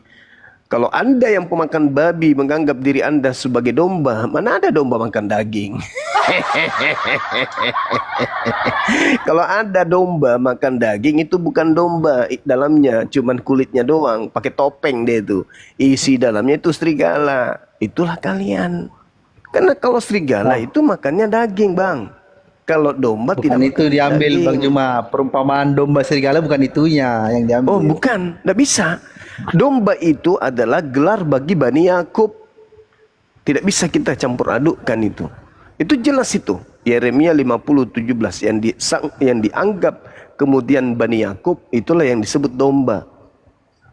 Nah, sedangkan di luar daripada Bani Yakub itu disebut serigala, disebut kemudian babi, Kambing. disebut anjing. Kami juga. Ya terserah, yang jelas bukan domba. Iya, jadi domba itu diambil karena dia mengenal suara tuannya. Gitu domba itu. Yang saya tahu, bukan karena makanannya. Oh enggak, sekali lagi saya katakan, Yeremia kitab Yahudi mengatakan yang disebut domba itu adalah Bani Yakub. Di luar Bani Yakub yang ngaku-ngaku domba itu serigala. Iya, jadi ya gitu Bang Juma ya. Kalau yang Maha Kuasa mati kan untuk apa sih? Untuk apa yang Maha Kuasa mati ya kan? Iya, makanya. Nggak ada guna. Ya makanya jangan disembah, jangan dibadahi. Jangan cari rumah ibadah yang Saya nggak menyembah, saya kepada- memuliakan. Gimana Bang Juma? Saya akan memuliakan kan. Dia sudah berkorban datang ke dunia ini kan. Datang ke dunia ini menanggalkan hak istimewanya sebagai anak Elohim yang Maha Kuasa. Itu kan berat itu. Lelah kan tersalib akhirnya. Tapi tetap dia datang. Yang Nah, itu tersalib yang saya puji, saya muliakan. Yang tersalib itu bukan hamba Tuhan yang mulia, bukan. Yang tersalib itu orang yang dikutuk oleh Tuhan. Nah itu si Bang Juma salah tafsir. Loh, kok salah lagi saya? Kok salah lagi? Sekarang kalau orang yang mulia ini yang disalib, apa alasannya? Apa alasannya dia Alasannya disalib? karena dia lemah secara politik. Nah, itu pintar. Berarti penyebab utama kemudian keinginan orang-orang Roma untuk orang Yahudi ini ingin menyalibkan Yesus orang suci ini adalah karena politik. Itu pintar. Karena Yesus secara politik ya lemah. Kan dia sudah menanggalkan hak istimewanya, menanggalkan kealahannya bahasa Alkitab lain ya. Nah, itu Menanggalkan dibilang dianggap mengosongkan. Tuhan itu kan. Dianggap Tuhan memang. Jadi cuman Ya pura-pura memang doang. Tuhan loh Bang Juma dalam bahasa orang Oten. Kan Yesus itu ketahuan. Tuhan, malaikat Ah. pun Tuhan. Gitu loh. Udah menduakan Roh Tuhan. Kudus kali ini. Tuhan. Banyak kali Tuhannya memang. Bahasa Pak Lamsen Oten, Tuhan itu juga. bahasa Oten. Pak Lamsen Tuhan nggak? Yesus Tuhan, Sang yang Maha Bom-bom? Kuasa Tuhan udah pasti. Malaikat Bom-bom juga Tuhan, Roh Kudus. Bom-bom Tuhan. juga. Enggak, kayaknya enggak.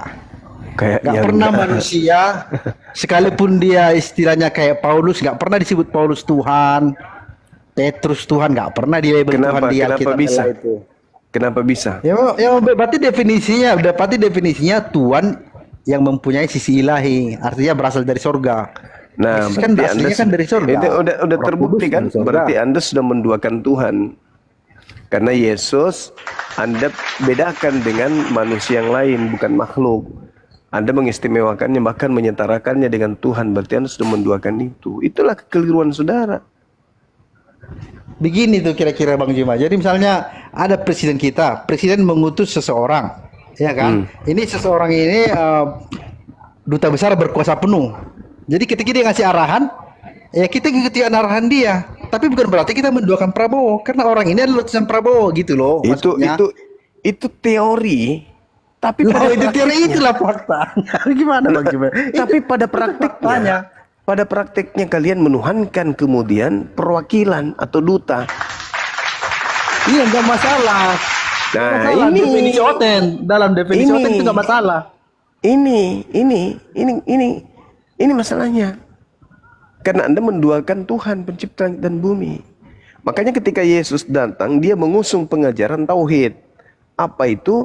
Satu Tuhan, bukan dua apalagi Amin. tiga. Amin. Amin pula, tapi menyembah Yesus. Nah, begini loh Bang Juma. Misalnya ada ini ya penggemar Bang Juma, apapun kata Bang Juma diikuti, ditaati. Nah, itu artinya menuhankan Bang Juma. Itu definisi menuhankan yang saya tahu. Salah. Bukan berarti harus maha kuasa dia. Salah. Yang dipahami oleh saudara Kristen kita itu adalah pencipta langit dan bumi mengosongkan dirinya turun ke bumi menjadi manusia. Itu. Ya, mayoritas memang begitu memahaminya. Nah, salah nggak itu? Saya nggak seperti itu memahaminya. Salah nggak itu? Salah. Nah, salah. Salah, tapi- Innalillahi wa inna ilaihi Tapi kan capek kita ribut sama teman-teman Oten juga kan. Ya suka-suka mereka lah. Yang penting mereka murid Yesus. Ah itu. Jadi Bang Juma pun jadi murid Yesus lah. Salah juga Anda ini kalau mengatakan nggak boleh kita menganggap diri kita ini murid Yesus ketika kita tidak pernah menjadi muridnya. Yang menjadi murid Yesus itu hanya Bani Israel. Tak ada di luar Bani Israel murid Yesus itu nggak ada. Masih Jadi, ada lagi pengikut Yesus? domba-domba. Masih ada lagi Pengikut domba-domba Yesus di nggak luar. boleh.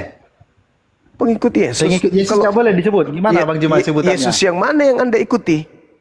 Yang di Injil itulah, yang ditulis oleh Nah, Matius, di Injil Markus, itu- Lukas, Yohanes. Di Injil itu kan banyak, di Bible itu kan banyak Yesus. Bahkan yang keluar dari Matius, kubur Markus, itu Lukas, Yohanes. Yesus juga. Putra Maryam yang menderita sengsara di bawah pemerintah. Oh, itu Pontius bukan Pilatus. Yesus itu. Mati dan Itu dikuburkan bukan- dan bangkit Pak.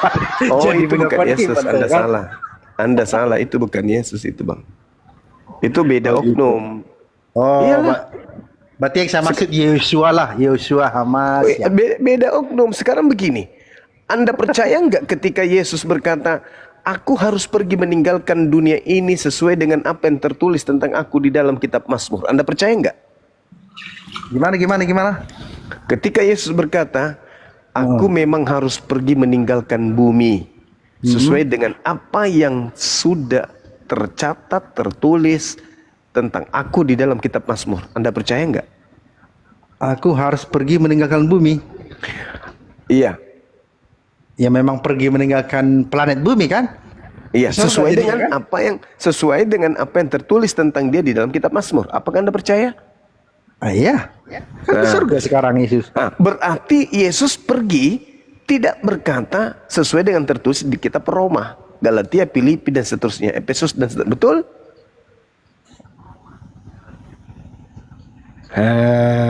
Memang di kitab Roma gimana apa? Berat ini. Yang jelas ya udah pergi dari bumi ini kan, dari planet bumi. Iya, ke surga Yesus sekarang. mengatakan, aku memang harus pergi sesuai Betul. dengan apa yang tertulis tentang aku di dalam kitab Mazmur. Apa kata kita Mazmur? Nah, Yesus tidak mengalami kematian.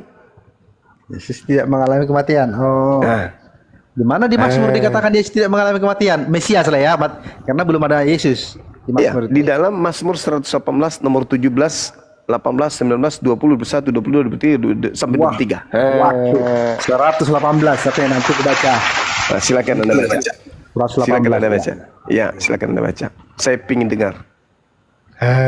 Nanti saya baca. Jadi Kristen itu diusung dari kitab Efesus, Roma, Galatia, Filipi dan seterusnya. Sedangkan Yesusnya harus diusung berdasarkan kitab Mazmur.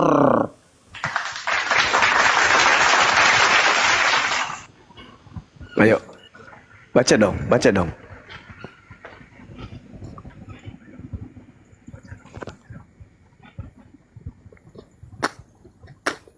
Baca, baca.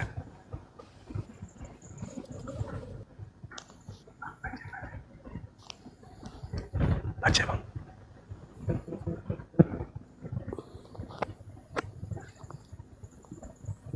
Mana suaramu? Kawan. Baca. Nanti lah dibacanya itu sendiri. Iya, kita harus baca sekarang supaya mata dunia memandang bahwa ternyata Yesus sudah berkata dia harus pergi meninggalkan bumi sesuai dengan apa yang telah digariskan Tuhan melalui kitab Mazmur. Kan begitu. Sebagaimana khotbah Petrus juga mengatakan hal yang sama, bahwa Daud telah menubuatkan tentang seseorang Mesias yang dibangkitkan untuk kaumnya Bani Israel. Apa itu? Jasadnya tidak mengalami kematian. Dia tidak ditinggalkan di kubur, melainkan tangan kanan Elohim mengangkatnya ke langit. Kisah Para Rasul 2 nomor 29 sampai nomor 33. Kan jelas itu. Nah, Yesus berkata Lukas 24 nomor 30 nomor 44. Coba, Yesus sendiri mengatakan, memang aku harus pergi sesuai dengan apa yang tertulis tentang aku dalam kitab Mazmur. Begitu juga dia katakan di dalam Matius 24 nomor 26. Begitu juga yang dia katakan di dalam Lukas 22 nomor 22. Aku memang harus pergi sesuai dengan apa yang telah tertulis tentang aku. Yang telah tertulis berarti yang sudah tertulis. Kalau sudah tertulis berarti di perjanjian lama. Bukan yang baru akan tertulis. Berarti Paulus yang mendikte, mendogma, mendoktrin Yesus itu mati untuk menebus dosa, itu tidak ada itu dalam ajaran Yesus. Ya, mantap. Aku Boleh harus saya tanya Pak pergi. Suma? Boleh tanya Boleh. saya tanya? Boleh. Ya, Pak Suma, kenapa dalam Islam tuh banyak sekali dongeng-dongeng orang Kristen ada dalam Al-Quran? Kenapa Anda mengatakan itu dongeng? Ya, dongeng semua banyak dongeng itu. Boleh Kenapa Anda? Kenapa saya Anda tunjukkan satu-satu? Boleh, Ya. silakan. Seven Sleeper. Untuk penonton silakan buka. Cari di Google Seven Sleeper. Nabi Apa Muhammad itu? menjiblak. Nah, ntar saya diturunin. Apa pula? Anda menuduh Takut pula menjiplak. kamu, takut ya? Kamu takut? Saudara, Ya, kalau silakan. Anda menuduh menjiplak, berarti harus Anda berikan bukti dong. Ya, Di mana buktinya Nabi ada. Muhammad, Nabi Muhammad menjiplak, Nabi Muhammad kemudian menjiblak dongeng Iya, orang iya. Kristen masuk dalam Al-Quran. Di mana itu pernah dia lakukan? Itu Di mana Nabiku pernah melakukan jiplak? Dia buta huruf, dia nggak bisa membaca, dia nggak bisa menulis. Anda mengatakan menjiplak itu dari mana dasarnya? Orang-orang Barat sudah memahami cerita itu, kisah-kisah yang pernah diceritakan oleh Nabi Muhammad itu, dan mereka mengaku itu adalah sejarah. Tapi begitu mereka tahu bahwa ternyata 1400 tahun silam sudah lebih dulu dituliskan dalam Al-Quran, dia membelokkan kemudian, oh itu adalah dongeng.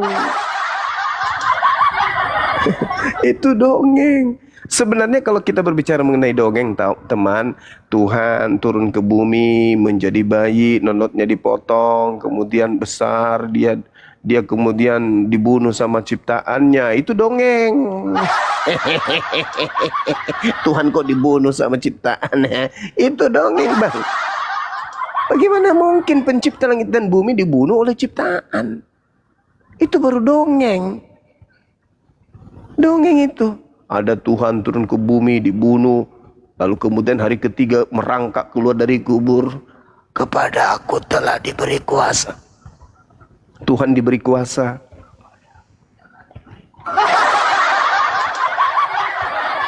Tuhan berteriak ditinggalkan oleh Tuhan yang lain. Itu dongeng. Kalau Anda menuduh Quran dongeng, maka saya kembalikan kepada pernyataan saudara gitu. Oh, kabur. Jadi teman-teman sekalian, ketika Anda mengatakan Nabi Muhammad itu berdongeng, tolong kasih bukti gitu loh. Menjiplak, kemudian mengcopy paste kemudian dari kitab saudara, tolong kasih bukti. Seperti saya ketika saya mengatakan bahwa Lukas menyusun berita tentang peristiwa-peristiwa yang terjadi berdasarkan penyelidikannya. Saya kasih bukti. Lukas 1, nomor 1, nomor 2, nomor 3. Gitu. Contoh termasuk kitab Anda menjiplak peribahasa. Di mana itu buktinya? Coba kita lihat dalam 2 Petrus. Paulus sendiri penulis kitab saudara yang mengatakan bahwa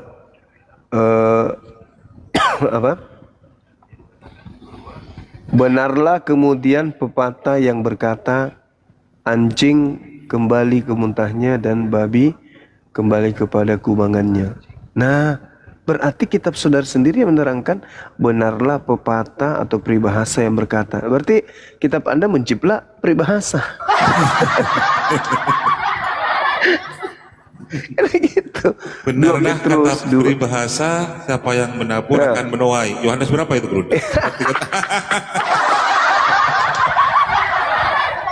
Berarti kitab Anda sendiri yang menjiplak peribahasa. Enggak, bukan firman Tuhan. 2 Petrus 2 nomor 22, nomor 21 sampai 22. Bahaya itu, Bang. Kalau Anda mengatakan sebuah pernyataan apalagi berbicara mengenai akidah, tapi Anda tidak punya bukti, Anda dianggap penghujat. Kalau saya jelas, saya kasih data. 2 Petrus 2 jelas tertulis begitu. Benarlah peribahasa yang berbunyi. Nah, kan artinya dia menjiplak peribahasa. Bukankah begitu, teman-teman? Betul. Nah, gitulah. Saya sapa guru. Jadi, saya sapa guru dulu, ya.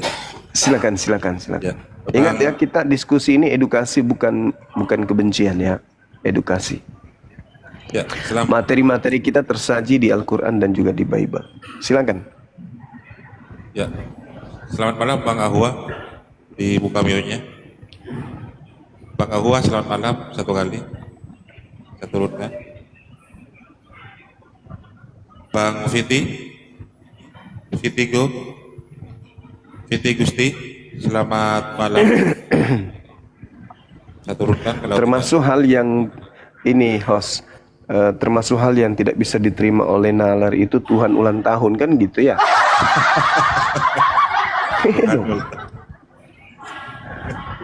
Nggak bisa diterima nalar. Bukan kemudian kita merendahkan, menista-, nggak bisa diterima nalar kok Tuhan ulang tahun gitu. Gimana nalarnya bisa diterima itu kalau begitu? Yang ulta itu makhluk, Bro, manusia. Bukan yang ulang tahun kan? Iya, yang ulta. Pantas gak disembah itu? Ya gak pantas lah. Iya kan Bang Baal? Kalau mati? Apalagi sampai mati. Ngantuk pun bukan Tuhan itu, Bro. Gimana kalau dia matinya hanya sandiwara? Sandiwara doang? Gimana Bang Baal? Sandiwarakah semuanya ini?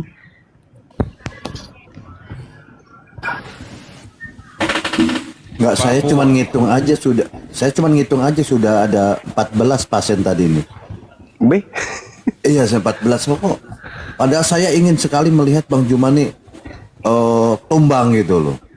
Sehingga dikatakan, oh Bang Juma nih penghujat, congor aja, saya bilang gitu. Tapi nggak ada, saya bilang, aduh nih kasihan sekali. Gitu aja dari saya Bang Juma. Ternyata udah 14 saya hitung Bang Juma. Tumbang semua.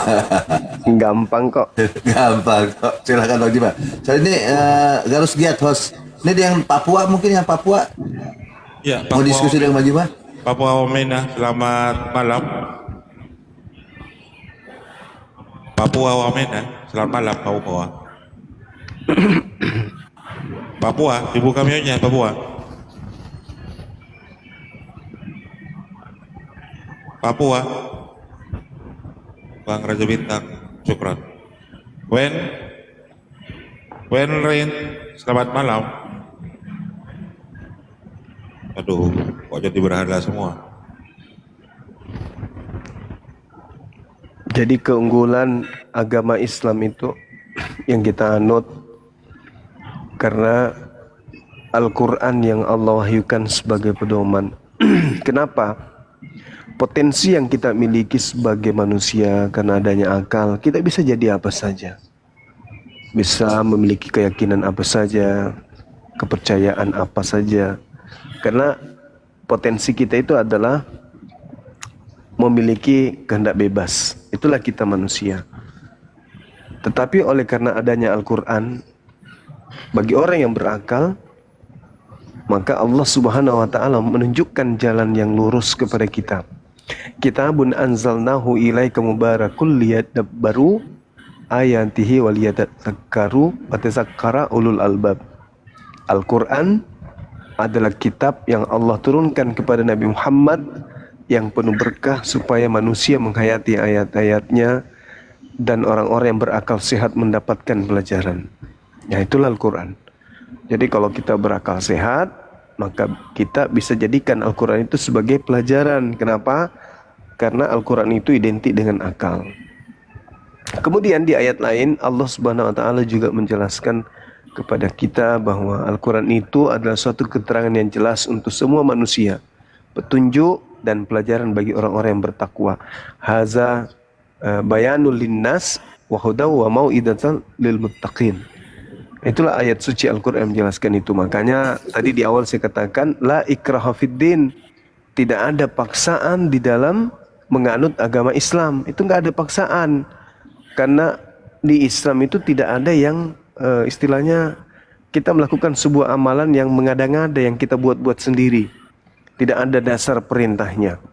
Kalau di Islam itu apa yang kita lakukan semua ada dasar perintah dan ada dasar larangannya.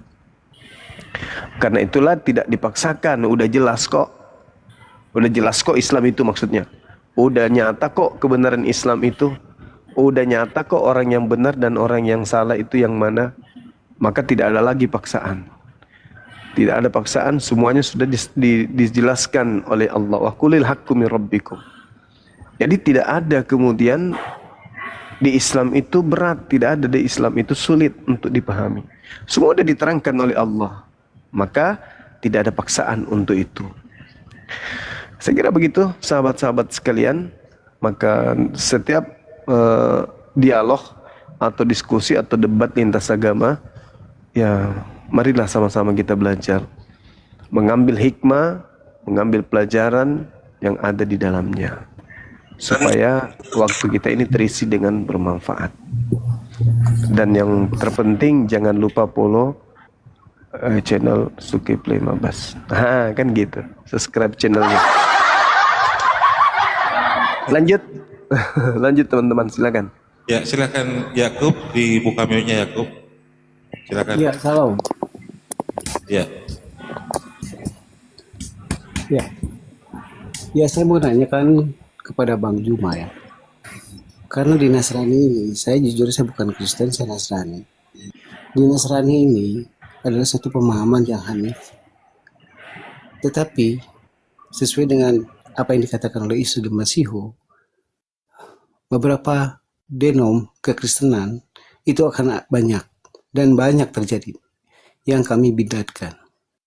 Artinya banyak yang menyelewengkan Isa dan Masihu itu sebagai Tuhan. Sedangkan di kami, beliau adalah sebagai orang nabi. Nah, yang saya pun tanyakan, tadi bicara Bang Juma di Islam itu tidak sulit. Yang saya juga mau tanyakan, ada beberapa hadis, informasi yang saya dapat, bahwa Islam itu akan ada 70 golongan. Cuman satu golongan yang diterima oleh baginda Nabi Muhammad. Itu yang 69 lagi atau golongan denom itu kemana? Itu pertanyaan saya. Terima kasih. Ya, kalau saya ya secara pribadi memahami, karena Nabi Muhammad itu kan diutus untuk seluruh umat manusia. Litubayyina linnas. Di ayat lain dikatakan, Kul ya ayuhan nas, wahai seluruh umat manusia. Berarti umatnya Nabi Muhammad adalah seluruh manusia yang ada pada zamannya dan sampai hari kiamat. Itu umatnya Nabi Muhammad. Kul ya ayuhan nas, inni rasulullahi ilaikum jami'a. Wahai seluruh umat manusia, sesungguhnya aku ini adalah utusan Tuhanmu untuk kepada kalian semua. Berarti umatnya adalah secara umum seluruh umat manusia yang ada pada zamannya dan sampai hari kiamat. Nah, inilah kemudian manusia ini yang dikatakan terpecah menjadi 72 golongan. Gitu abangku. Dan hanya satu yang selamat, yaitu golongan Islam. Itu yang saya pahami. Yang saya tanyakan adalah beberapa golongannya ada di Islam sendiri, seperti Syiah, Ahmadiyah. Sekali lagi, saya sudah menjawabnya. Saya tidak memandang bahwa itulah yang kelompok yang dimaksud. Satu golongan yang selamat itu adalah mereka yang berpegang teguh kepada syariat la ilaha illallah, hukum la ilaha illallah, Muhammad Rasulullah. Semuanya akan selamat. Yang tidak selamat itu adalah umatnya yang di luar daripada kelompok tersebut. Kan tadi di awal saya sudah mengatakan bahwa seluruh umat manusia di zaman Nabi Muhammad sampai hari ini, sampai kiamat, itu adalah umatnya semua. 72 kelompok itu adalah di luar daripada Islam. Hanya Islam yang selamat. Umatnya di luar Islam itu tidak selamat. Gitu bang. Umatnya Nabi Muhammad itu bukan cuma Islam doang. Umatnya Nabi Muhammad itu adalah seluruh manusia yang harus kemudian kepada mereka Islam itu sampai. Yaitu sama Nabi Muhammad dan sama sampai hari kiamat. Itu semua adalah umatnya Nabi Muhammad. Kenapa disebut kafir? Karena mereka ingkar terhadap nabinya, yaitu Nabi Muhammad. Ingkar terhadap rasulnya, yaitu Rasulullah Muhammad SAW. Maka disebutlah orang-orang di luar Islam itu sebagai kafir. Kenapa? Karena tadinya mereka ini diutus Nabi kepadanya bernama Nabi Muhammad, tapi mereka ingkar terhadapnya. Maka 71 golongan di antara mereka ada yang di luar daripada satu golongan ini, yaitu Islam. Bang Juma mungkin lupa ya. Mungkin Bang Juma lupa. Baginda Nabi Muhammad itu lahir di abad ke-6 atau ke-7. Artinya, sebagai pemahaman, diksi Islam itu ada semenjak zaman beliau.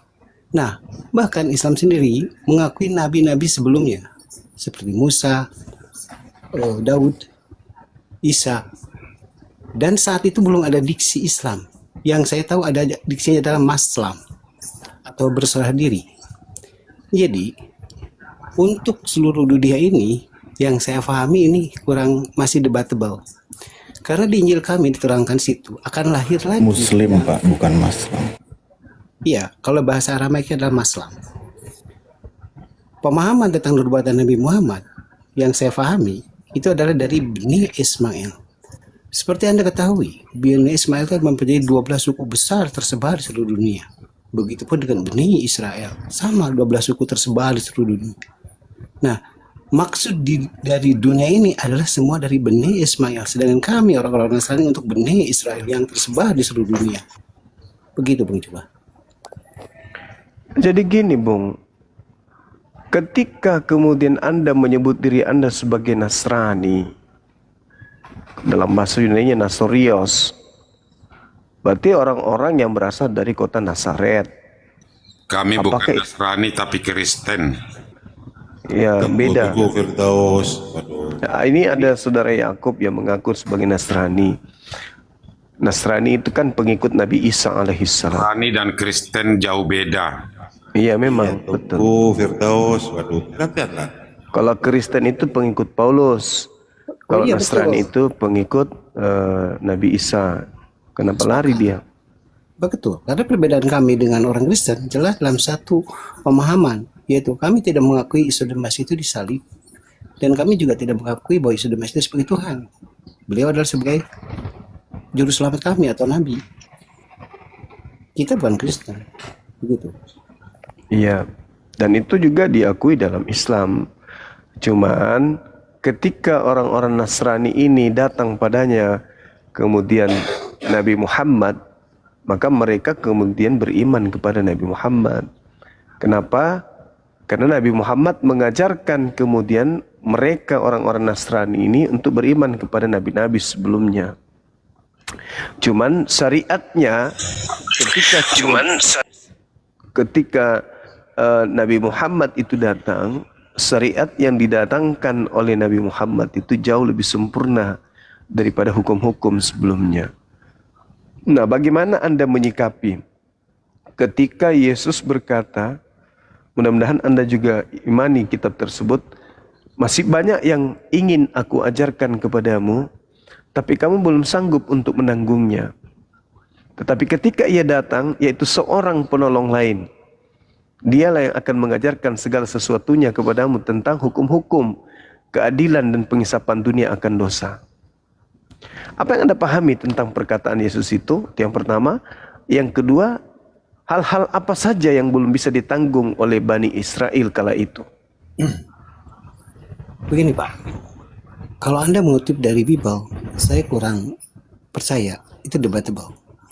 Tetapi kalau Anda mengambil dari suatu Injilnya Yakobus, di mana dikatakan di situ akan lahir lagi dari seorang pimpinan dari Bene Ismail, jelas sekali itu Bene Ismail.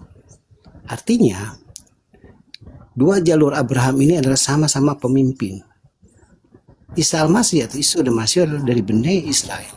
Artinya untuk kaum Israel, baginda Nabi Muhammad untuk Bene Ismail, beliau untuk kaum Bene Ismail yang tersebar di seluruh dunia karena mempunyai 12 suku yang besar. Nah, kami sebagai umat Nasrani memahami dan mengimani beliau adalah sebagai nabi karena memang ada nubuatannya. Cuman bukan untuk Bene Israel, hanya untuk Bene Ismail. Begitu. Oke, saya rasa kita tidak perlu terlalu jauh berdebat tentang ini.